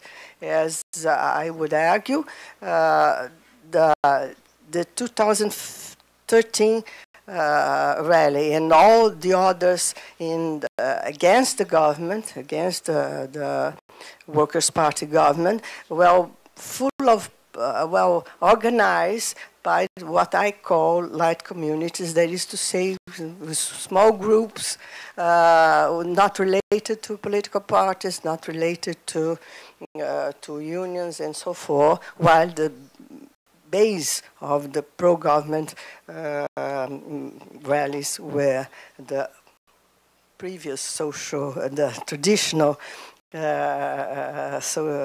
civil society of unions, of students' organizations, of the party from the government. One of the movements had important impact on the approval of President Rousseff's government and evaluation. The two black lines at the moment of the June 13 rallies and March 15. As you can say, the approval to the government, which was very high 1 month before June 2013, went down, had a little improve, and then began to come down even before the first huge movement against the government in 2015. And one of the questions is, since the base of the movements were groups of mid-income strata, much of them have benefited a lot from the policies of government, why they went to the streets and how to explain it. Here are the data on the improvements that show important improvements in the lot of people, especially of the poor. This is the index of minimum wage for Brazil. And the blue is emerging markets. The red is Latin American and Caribbean, and the green is Brazil. Okay, and this is the index, Gini index, also for Brazil, for Latin American, and for emerging markets. So there's no doubt that this period of the Workers' Party government brought improvement in a lot of people, and the emergence of middle groups inside society. I had another table better than that. We have run a survey with these groups of middle income and asked them what the cause, if they have improved the situation. In case of the improvement of the situations, what were the explanations for getting better or for getting worse? Those who said that their situations have improved, they attribute for their own effort to the family and to God. Why? When they explained why their situation is worse than it used to be, the government is the main response. The president is the main responsible. The economic crisis is the second. The governor is the third. The mayor is the third, and I myself maybe a little bit. The interpretation of the facts are hard facts also. They move people and they explain the behavior of people. I think that besides the contingent evaluation of governments that depend on present issues, on discussions, on what is going on. I think that this contingent evaluation is framed, in case of Brazil, by deep-rooted perceptions and attitudes regarding representative institutions, since they predispose the citizens to accept negative information about the government. Politicians, including presidents, lie and cannot be trusted. I think that these are the underground feelings of the people. They are much more prone to be critical. And that's why I said we have a democracy with unsatisfied or dissatisfied critical citizens, increasingly critical citizens.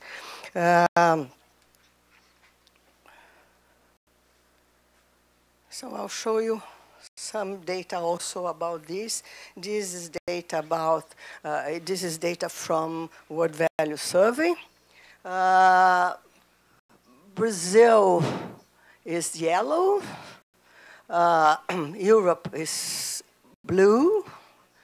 All democracies is purple.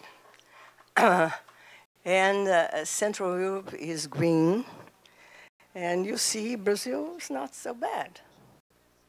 It's not so different from other, the trend at least is not so different. Quite on the contrary, in the case of Brazil, we have a process of upward in the 2000s and then going downward to regarding the confidence in government. When we look to confidence in parliament, Brazil is in the middle of those groups. Not too different from Latin America. Brazil is yellow. Not that difference from Central America. Of course, a little bit difference of South Europe. Confidence in parliament is here. Sweden, Uruguay, Germany, Spain, Argentina, Mexico, Chile, Brazil, Colombia, Poland, and Peru.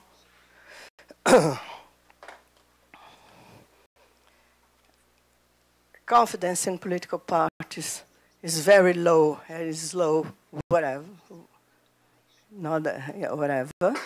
In other places. Brazil is not so that different from Spain. It's above Poland. And this is confidence in the justice system. Once more, all democracies are in purple, blue is South Europe, green is Central Europe, red is Latin America, and Brazil is yellow. So we have a pattern here that doesn't differ too much from other parts of the world, and this seems to be the ground beneath which the perceptions of government and what was going on during the process of crisis occur in Brazil. I would conclude saying that massive mobilization echoed and activated the mood of a public made of dissatisfied citizens that are predisposed to evaluate negatively the political institutions and the government, and that the contingent support or rejections of a particular president or other public authorities is framed in a deep and enduring disaffection towards political institutions typical of contemporary democratic publics. What this means regarding to the future, the stability of democracy is another discussion. I think that this data and what happened here maybe make us more similar to countries where untrustful citizens may act as a positive. May have a positive effect in the functioning of democracy, as long as you have in the political system the capacity to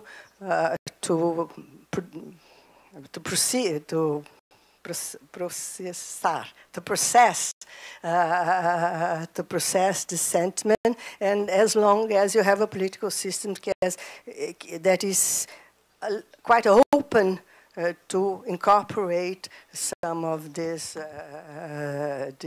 content and translated it into political action and political agendas. That is why I said I'm not talking about crisis of democracy in Brazil. We don't know what the future of this crisis will be, but I'm moderately optimism regarding of the emergence of a society that can mobilize, the society that can express itself, and that the existence of citizens that have reasons to be untrustful and unsatisfied regarding the political institutions. Thank you.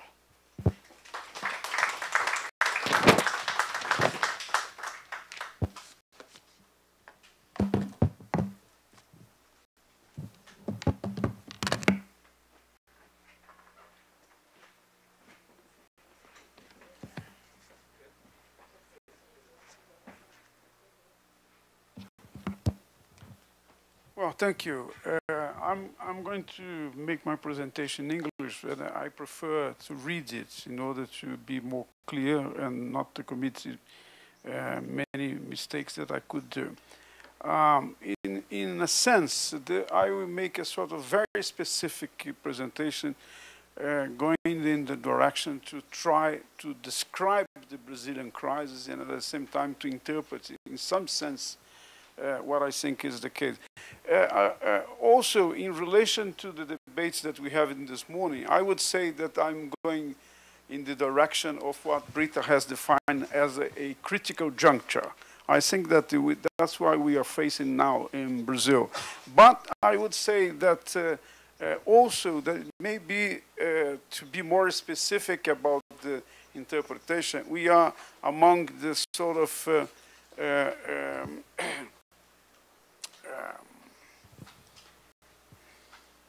potential and acute kind of crisis. Brazil has been facing since 2014 its most serious crisis after its democratization in the 1980s. I think this is the most severe crisis faced by the country in more than 120 years of Republican regime. Main challenges arising from it refer to issues that impact the quality of the Brazilian democracy. The crisis is multidimensional, affecting the economy, politics, the society system of values, and these dimensions feedback to others. Its most evident aspect was the incapacity of the government elected in 2014 to coordinate its Congress basis and ensure governability. And this, in association with serious accusation of abuse of power, led to the second impeachment of a democratically elected president in less than 25 years.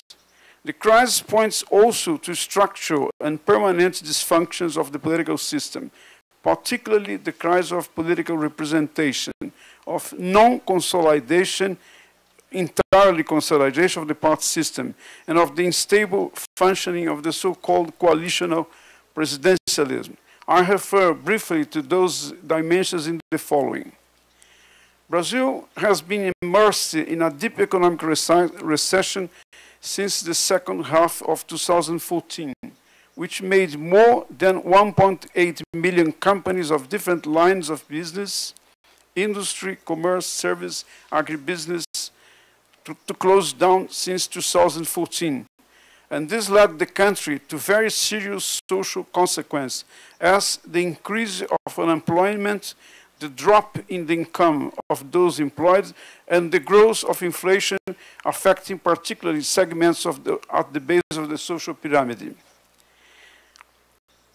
As regards to the political realm, the executive, legislature, and judiciary continue to work, but signs of growing conflict among them are threatening the political stability, and there are disputable constitutional provisions to deal with such institutional crises. Besides, the political system has evident difficulties to respond with the promptness and efficacy required by the systemic challenges of its functioning, whose persistence worsens the economic crisis and its social effects. In this regard, the political repairing effects, although politically destabilizing, of the car wash operation, which investigates, charges, processes, and punishes crimes of corruption committed by political leaders, state bureaucrats, and corporate officers in recent decades, as well as the crisis that hit the National Congress in 2015 and 2016, involving charges against the speakers of the Chamber of Deputies and of the Federal Senate, making the former to be removed from office and then imprisoned, and leading to more than 15 files for investigation of the latter, in addition to his removal from the presidential line of succession by the Supreme Federal Court, are clear signs of the seriousness of the situation. The crisis also affects society's system of values, as revealed by the car wash operation, showing the abandonment by most political actors of fundamental values of democracy, like the respect for the rule of law, the equality in electoral competition, and the prevalence of public interest over the private ones. External effects to the functioning of democratic institutions appear in the perception of the Brazilian citizens about the state of politics. As revealed by opinion polls which I have conducted in 2006 and 2014, more than 94% of Brazilians do not feel represented by any political party. In 2016, 95% of the respondents said that they believe that Brazil is facing a crisis of perspective. And in addition to the majority saying corruption is the most serious issue suffered by the country, 92% consider that all or almost all the politicians are dishonest, while 89% are incapable of mentioning a politician with conditions to face the crisis. Data suggests that citizens do not identify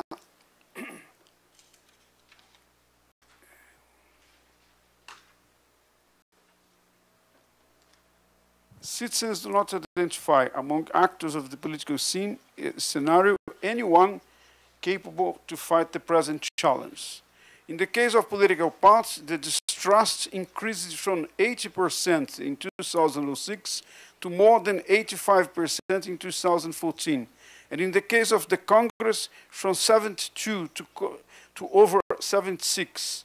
The satisfaction with the political system had already been seen in demonstrations, as Arminia has been mentioned in her presentation, in 2013, when more than 2 million people are estimated to have gathered on the streets. Those results suggest that for some social segments of Brazilian democracy, Brazilian democracy is under strong scrutiny in the country. In the following, I refer to those issues in order to evaluate its impacts in the quality of the Brazilian democracy, particularly in relation to the concepts of accountability and responsiveness. I first present a summary of the democratization process and then move to very brief reference to issues concerning the relations of the executive and the legislature in the context of the coalition of presidentialism and the difficulties for the consolidation of the party system. Brazil is a young democracy, having not yet completed 30 years of its current democratic experiment, but one of the largest electoral democracies in the world, behind only India, the United States, and Russia, with nearly 145 million voters out of more than 205 million inhabitants.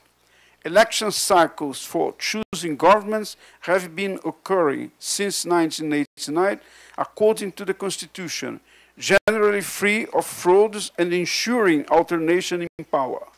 Individual freedoms and rights of citizenship are now more guaranteed. The press and the media operate with no limits to their freedom of expression. And after a break of more than 2 decades of authoritarian regime, the military returned to their professional duties. But nowadays, there are voices defending their intervention in the light of the crisis, with support of some minor groups. Generally speaking, however, I think that Robert Daw's principles of participation and contestation have been relatively assured in Brazil in the last 30 years. Such improvements do not mean that democracy is fully consolidated.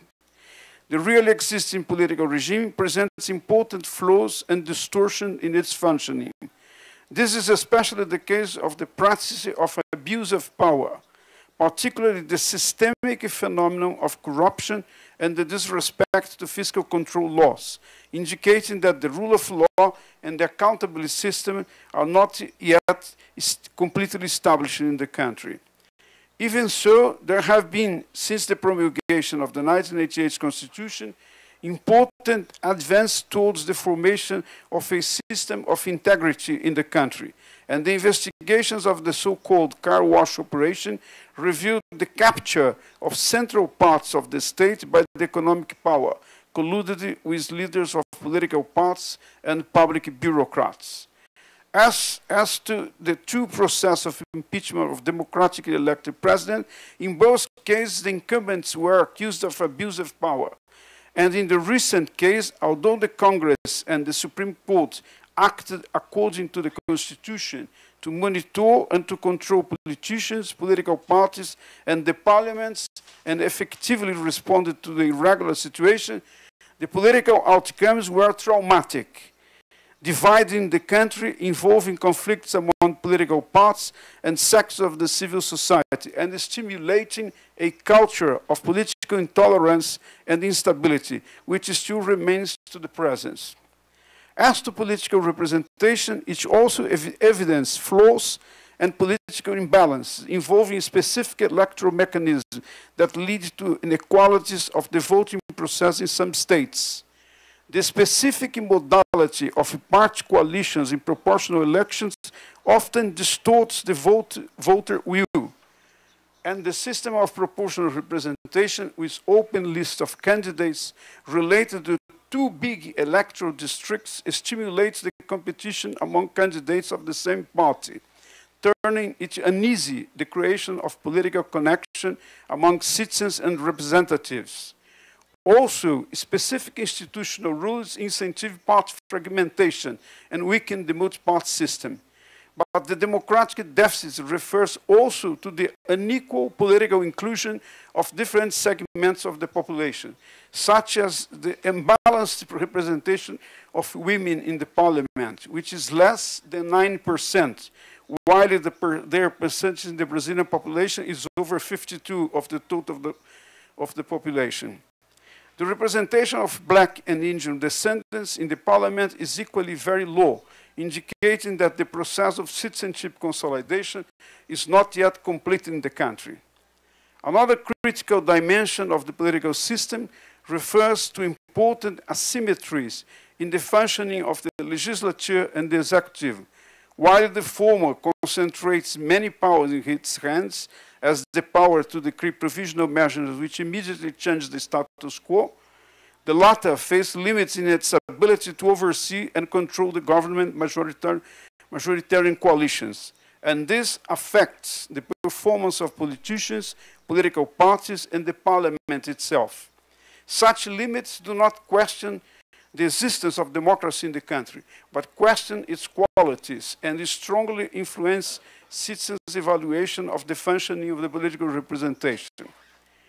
Even so, this unprecedented longer duration of democracy in a historic, cultural, and social context usually regarded as poorly favorable to its deep rooting points to the need to explore more deeply some central dimensions of the crisis of the democratic regime in order to define, in order to know, in order to advance the knowledge about its nature. I start with considerations about the executive-legislative relations under the coalition of presidentialism. The Brazilian National Congress is an unpopular institution, even as its performance is considered to be a guarantee of governability in the country.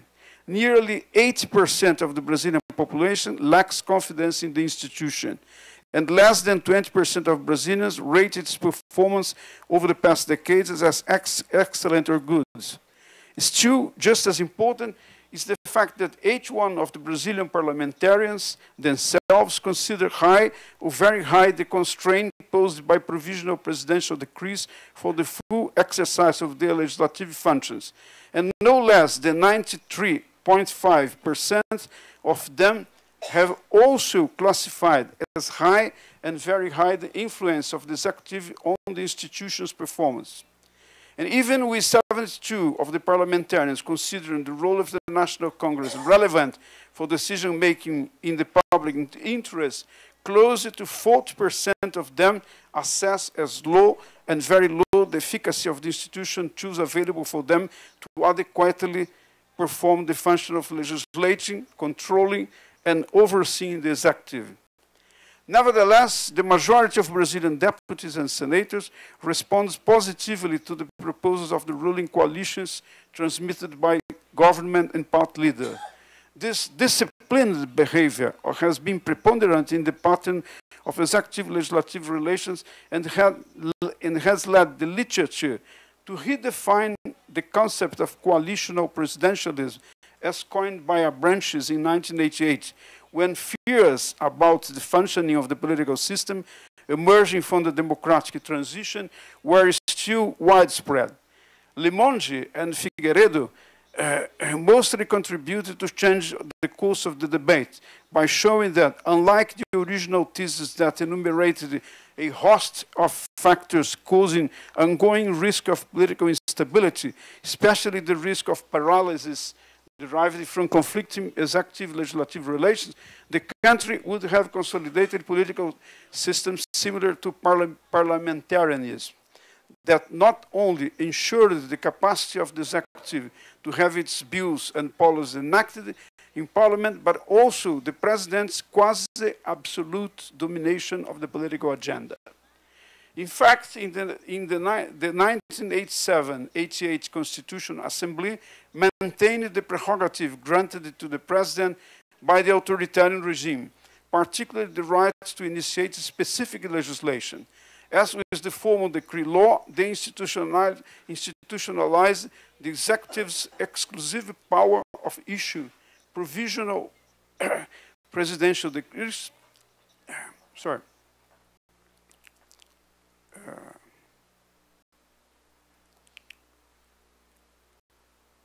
the executive's exclusive power of issue provision of presidential decrees, they ratified the unilateral president's prerogative, introducing tax-related legislation and the federal budget, and the same effect, they enlarged the president's competency over the administrative organization of the state, the number of armed force troops, and international treaties. In a few words, Brazilian presidents can, at their discretion, initiate legislation in selected areas and unilaterally force the legislature to consider it by leveraging constitutional prerogatives, as well as procedural rules that have centralized the decision-making process in the Congress in hands of the directing board and the College of Leaders. Presidents can thus preempt congressional minorities from becoming veto players, capable of blocking governmental initiatives. Moreover, in addition to controlling the allocation of posts and offices to its power base, the executive controls the sanctioning of amendments sponsored by individual parliamentarians who submit them when the federal budget is approved.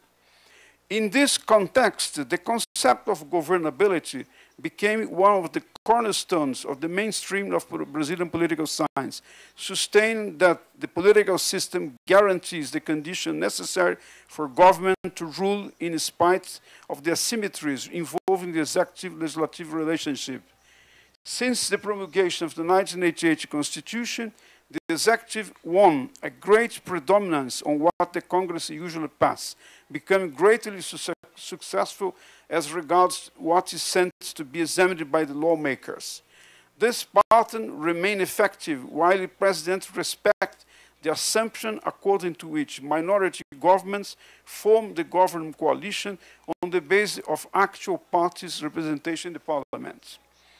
The important question this general picture raises is, was there a trade-off between governability conditions and the democratic role of the National Congress when the Brazilian political system was restructured in 1987, 88? Those limits for the performance of the Congress are structural, or do they depend on the virtuous performance of political leaders? And what are the implications of those limits for the principle of political representation? The full predominance of the executive over the legislature in the institutional organization set forth in the 1988 Constitution is a case in point here. The governability built was to some extent constituted at the expense of aspects or dimensions of the institutional role of the National Congress. The prerogatives granted to the executive allegedly increased so much the margin of success of its initiative that although without precluding the autonomy and the independence of the parliament completely, they tend to limit it. In other words, even if initiatives of laws and approval of policies have to be passed by the Congress, the prerogative granted to presidents make most easier the organization of major government coalitions, ensuring the approval of what the executive proposes. But this pattern may inhibit the duties of inspection and control proper of the parliament in a regime of separation of branches. Some examples may help to understand the implication of the aforementioned limits. The main one refers to the constitutional requirement, Article 84 of the Constitution, according to which Brazilian presidents have to render accounts of their administration to the National Congress annually, and the obligation of the Parliament, as provided in Article 71 of the Constitution, to examine such render of accounts and inform the society its outcome in 60 days. This constitutional requirement takes place by means of very specific legal steps. A. First, the accounts have to be examined by the Federal Accounting Court, TCU, an advisory entity of the National Congress. Second, the Budget Joint Commission of the National Congress is supposed to examine TCU's report and certify the legality and honesty of the accounts, and authorize, if it's the case, new expense in the subsequent year. Third, the Commission prepared a legislative decree that should be approved with the budget submitted by the Executive. The theoretical premise of this mechanism is clear. The information about government accounts and their examination by the legislature are supposed to be fundamental elements of the public evaluation and judgment of government's performance, a clear condition of vertical accountability. Data collected for 1995-2010 period, referring to 16 years of both Cardoso and Lula's administrations, attests that while the presidents have handled accounts annually as required by the Constitution, the Congress failed completely to examine the rendering of accounts year by year. In the case of Cardoso, all his accounts were approved at one single and short session on December 2002, on the final days of his second term, omitting from the public important information that should have been supplied year by year during the administration. This situation was even more serious, considering that the Congress had not examined the accounts of the 2 terms of Lula da Silva and of the entire first term of Dilma Rousseff until the beginning of 2016. I'm not saying that the accounts should be critical or were wrong or they had problems. The question here is whether the Congress was able to examine or not, and at the same time, in examining the accounts, to inform the population, inform the society about the results of this important procedure. The omission of the Congress upon failing to examine the accounts is based on the functioning of the majority coalitions. By failing to examine the annual accounts in the context of widespread practices of corruption, the majority spares preventively the administration, averting the risk of being required to reject them or even accept the warning of the TCU on the examined accounts, and thus present a negative evaluation of the to the public opinion. In other words, a pivotal procedure involving the liability of public administrations is not effective and fails to contribute to qualify the citizens' judgment of governments. I turn now to the party system. Brazil has one of the most fragmented party systems in the world, and it has emerged more fragmented after the end of the electoral dispute in 2014. 28 parties arrived in the National Congress in comparison to less than 20 in the previous period. This affects the process of institutionalization of the party system or the competitive structure of the political system. While the monopoly of political representation is handed over to political parties, party legitimacy is a relevant condition of the functioning of democracy, and this should be seen as coming from both their performance in the decision-making process and in the electoral arena. This is so because parties are supposed to allocate diverse interests into the political system on behalf of the contradictory diversity proper of complex and unequal societies like Brazil. Parties are legitimate when electors have a positive attitude, consider them necessary for the regime. Survey data showed, however, a poor scenario of public adherence of them in Brazil. 86% of respondents said that they did not trust parties at all in 2006, but the figure increased to 94% in 2014. There was also a worrying inversion in the support to the statement, there cannot be democracy without parties. In 2006, 31 said democracy can work without political parties. But in 2014, 46 said so. Less than 6% in 2006 said to feel close to parties, and less than 5% in 2014. And the majority of respondents said they did not feel close for any political party. 94 in 2006 and 95 in 2014. As to the comparison of trust political parties with data of Latino Barometer, for instance, for 2011, Brazil was one of the 3 cases with the highest index of party distrust in Latin America. 84 of respondents said to have little or no trust in political parties. Party fragmentation makes it extremely difficult for citizens to use elections to kick the rascals out when necessary. They, instead of representing society, are more dedicated to the fulfillment of interests held by the politicians themselves. This helped to understand, for instance, the strong anti-party drive seen in the massive popular demonstration in 2013.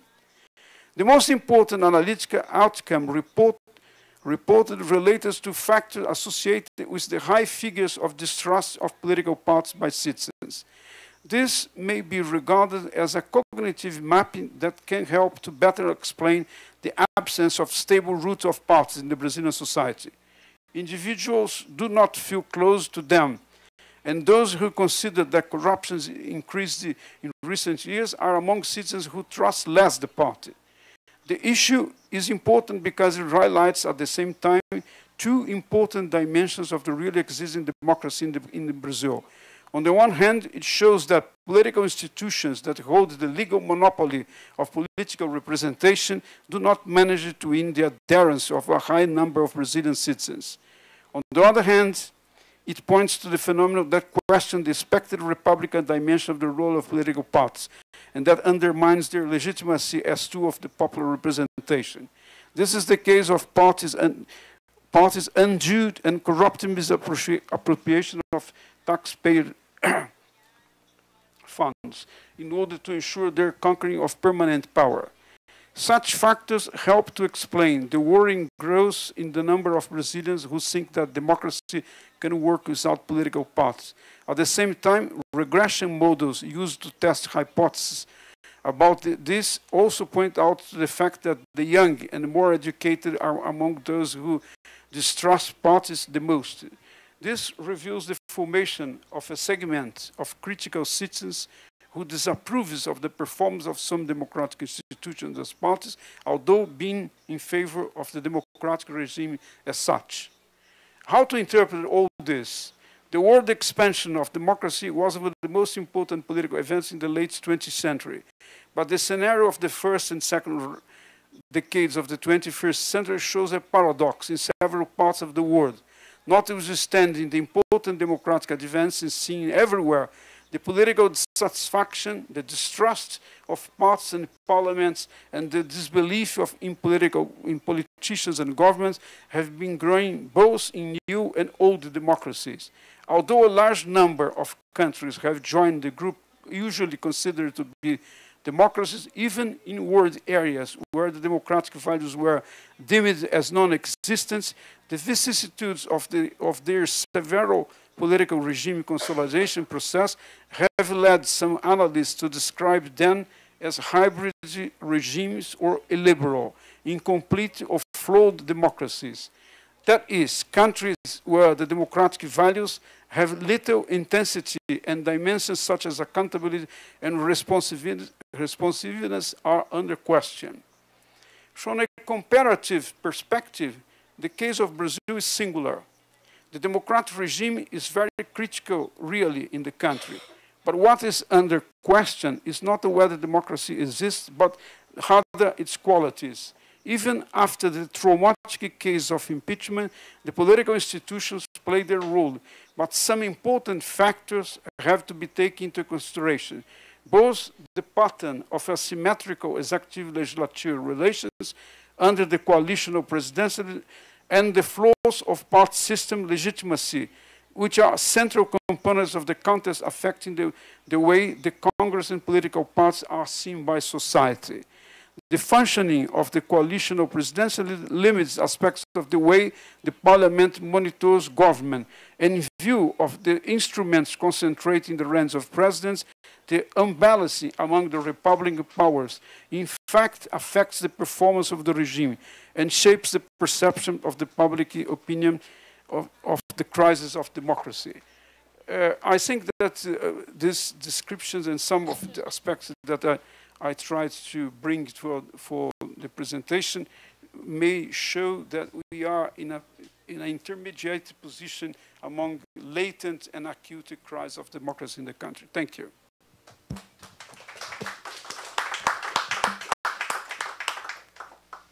Okay, so after these two very profound reflections about the Brazilian crisis, we open the floor for discussion, questions.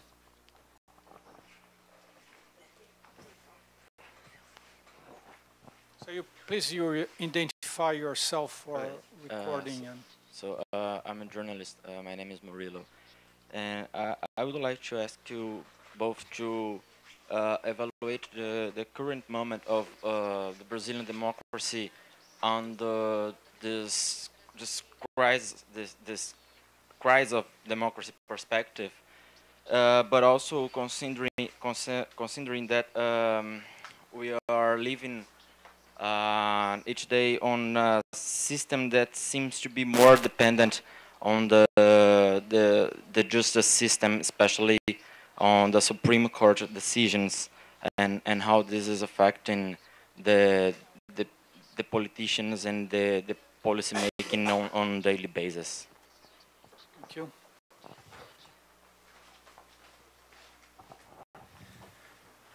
Wolfgang Merkel, Berlin. One question goes to Maria Hermina. It's just an empirical one. Can you say something about the socio-structural components of the protesters and the dissatisfied? Are they evenly distributed across the social strata, or do you have certain cluster in lower, in middle classes? And the second one to Jose Alvaro, again, what do these trust data about political institutions and parties especially tell us? If 85 or 84% do not trust political parties, I don't know exactly the voter turnout in Brazil, probably 65 or... So you have a mandatory vote. Then I have to be cautious with my question. But my question would be the discrepancy we always observe between the participation and turnout at election on the one side, which are somewhere between 50 and 80 or 90%. And the low esteem for parties on the other side. These voters cannot only be cognitive dissonant. But in your case, maybe it's different. If you have a mandatory vote, then it is a different situation.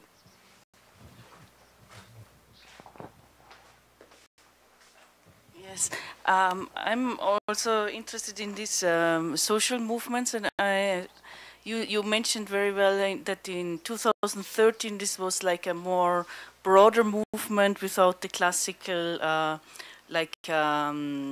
trade unions, and but more like spontaneous movements without a common master frame, but broadly like asking improved governments, more public and better public service, and also anti-corruption. And then the later movements were much more anti-government or in favor of government. So the two different. So more.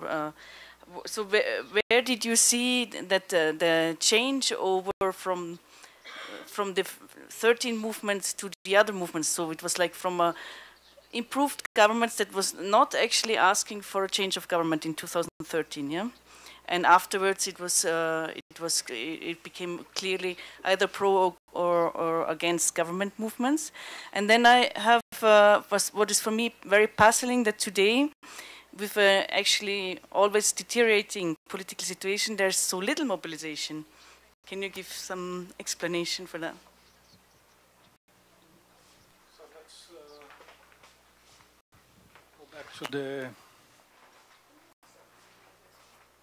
Armenia.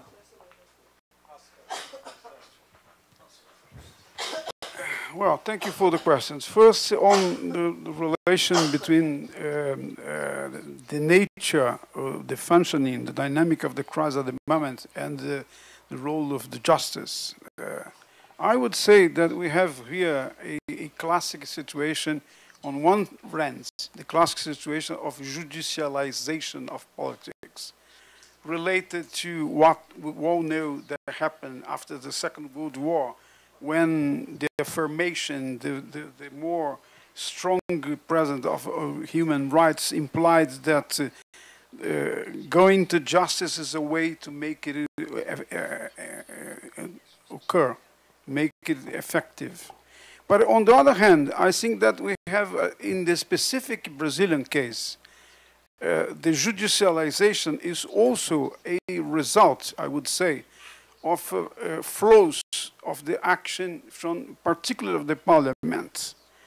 We obviously, the Supreme Court has the responsibility of interpreting the Constitution, but in as much as the Parliament, in many important aspects, do not take the clear decisions or eventually confuse the decision, and then political parties goes to the Supreme Court, it's inevitable that the Supreme Court has to answer to this, and in a sense, to occupy spaces that I would say, are proper of both the legislature and the executive to work.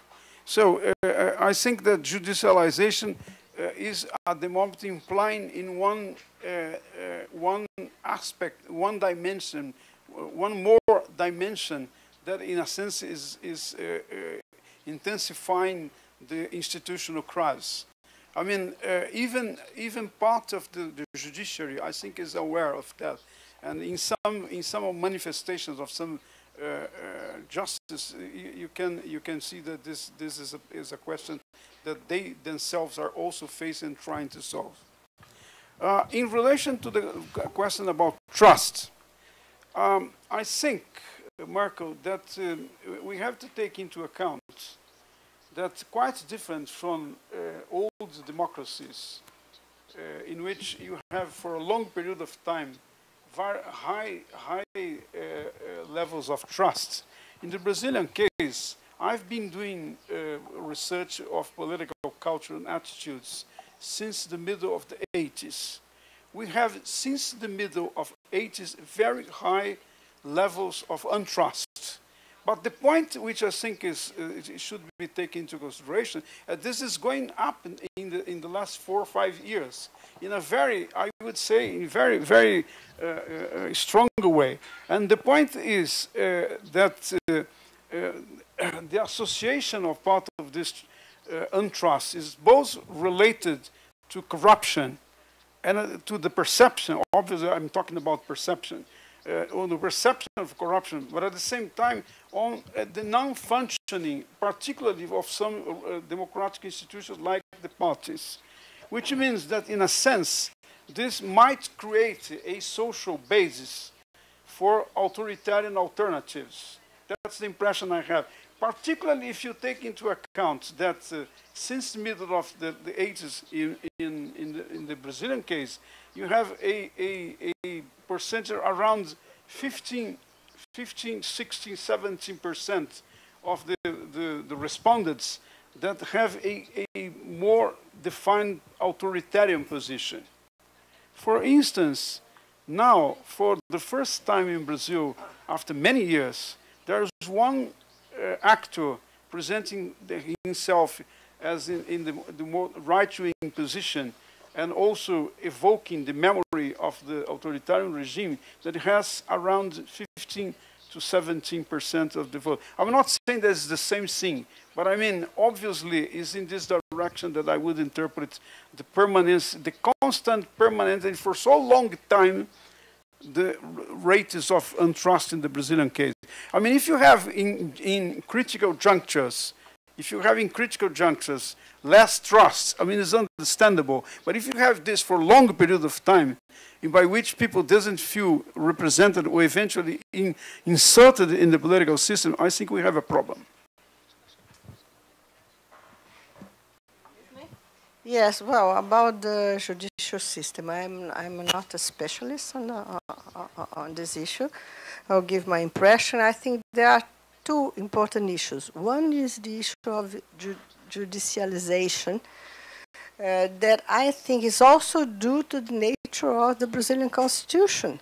We have a lot of constitutionalized rights, and so it's pretty natural that people frame that in terms of judicial dispute. On the other hand, I think that there has been a lot of change in Brazil in the last 25 years. And part of this change implied in the rising of a new generation of people in the judicial system, of young attorneys, judges, and public defenders that don't owe nothing to the Brazilian traditional elite. They go to this service through a very tough competition, and I think that this is the generation that created the car wash operation. With all the problems that it may have, I think that part of the modernization of the Brazilian society is expressed in some segments of the judicial system, much more than in the party system. I don't know why. We should try to explain this. So this is for the judicial system. Regarding the questions of Wolfgang, there are surveys made with the participants of mobilizations in São Paulo. We don't have the surveys for the whole country. And what the surveys show that we have the mid-income strata well represented in this mobilization. In the mobilization against the former government, you have more participation of high middle-income groups, but anyway, they are very, very similar. Regarding to the surveys, I should do the work and continue to see how they are structured regarding the different groups in the society. But there are other surveys that show that young people are much more distrustful than others. I think this is the same in Europe also. And I'm not sure if we have such a difference between the high income and other income strata regarding the distrust. But regarding the data I show, I must do the work to see how it works. Regarding the mobilization, 2013 was in a kind of explosion. And that nobody expected, and still nobody really can completely understand, because the people went to the streets with very not totally spontaneous, but convocar, como se diz? Mobilized by these light communities that exist almost all in the internet and not in real life, except part of them with different orientations. You have the right-wing groups and left-wing groups in different, very, very, very different demands. Okay, I think that the press and the way the press covered the first mobilizations was crucial for its expansion, because we had this televised and we saw the mobilizations alive while we were dining. And this helped to spread these movements across the country. The other ones in 2015 and 2016, I think it's much more due to the extreme polarization during the elections of 2014. Okay, and so the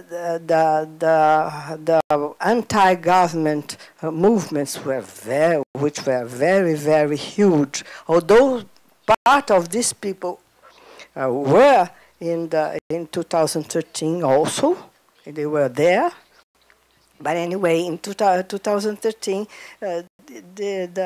you cannot see clearly which are the predominant forces in the street. While I think in 2015 and 2016, we had on one side these mobilizations that also were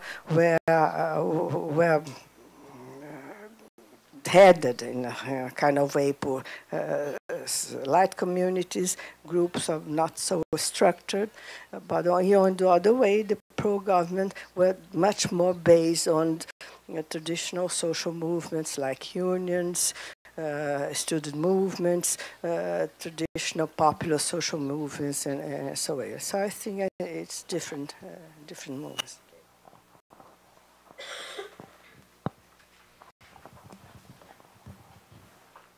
Any other question? Can we close? One comment to the question made by Mirko. This is obviously a very quite interesting question about the possible cognitive dissonance between people that are untrustful but at the same time goes to vote. One thing that is quite easy to see in the empirical research in Brazil. People likes to vote, although it's mandatory. When you make the question about whether people would vote if it was not mandatory, more than 50%, traditionally, traditionally, for many years, for 2 decades, were more than 50%, nearly 60%, at least in my surveys. Nowadays, in the last 3 years, this was tended to go down, which in a sense goes in the direction of more untrusts. But I think I would agree with you, there's a very, very interesting question here. We have to understand why people that is untrustful in relation to political parties do choose political parties, do choose candidates presented by the political party. This is something that we need more research. And the other thing about social movements, one word about that, I think that when we are talking about the crisis, usually we have been concentrating mostly on the institutions, political parties, and less attention to social movements, or what I would say, new initiatives, as Herminia has mentioned, new initiatives that are coming up in different areas and sectors of the Brazilian society. So in a sense, I would say that 2013 and some movements and some organizations that came after that in relation, association to it, in a sense is, I always remember one observation of Giovanni Sartori about democracy, when he says, democracy on one side is demo protection, but the other, demo protection, liberty, freedom, but on the other hand, democracy is also demos empowerment, empoderamento, which means that in a sense, well, there's not enough research done, unless, to my knowledge, about all this new movement. I refer to the new from the last 2, 3, or 4 years. But in a sense, part of we are able to see what they respond and why they are mobilizing and eventually participating is very much related to this idea of to get into the political system and at least being able to exerce their quality as sovereigns of the democratic regime. I think this is a very interesting area that also needs more research. We have a colleague here that has been working on this area in our department, but I think we might, in relation to the movement of the last 2, 3 years, might still develop do more research and develop more knowledge about this. Okay. Thank you very much for José Álvaro and Maria Hermínia. With that,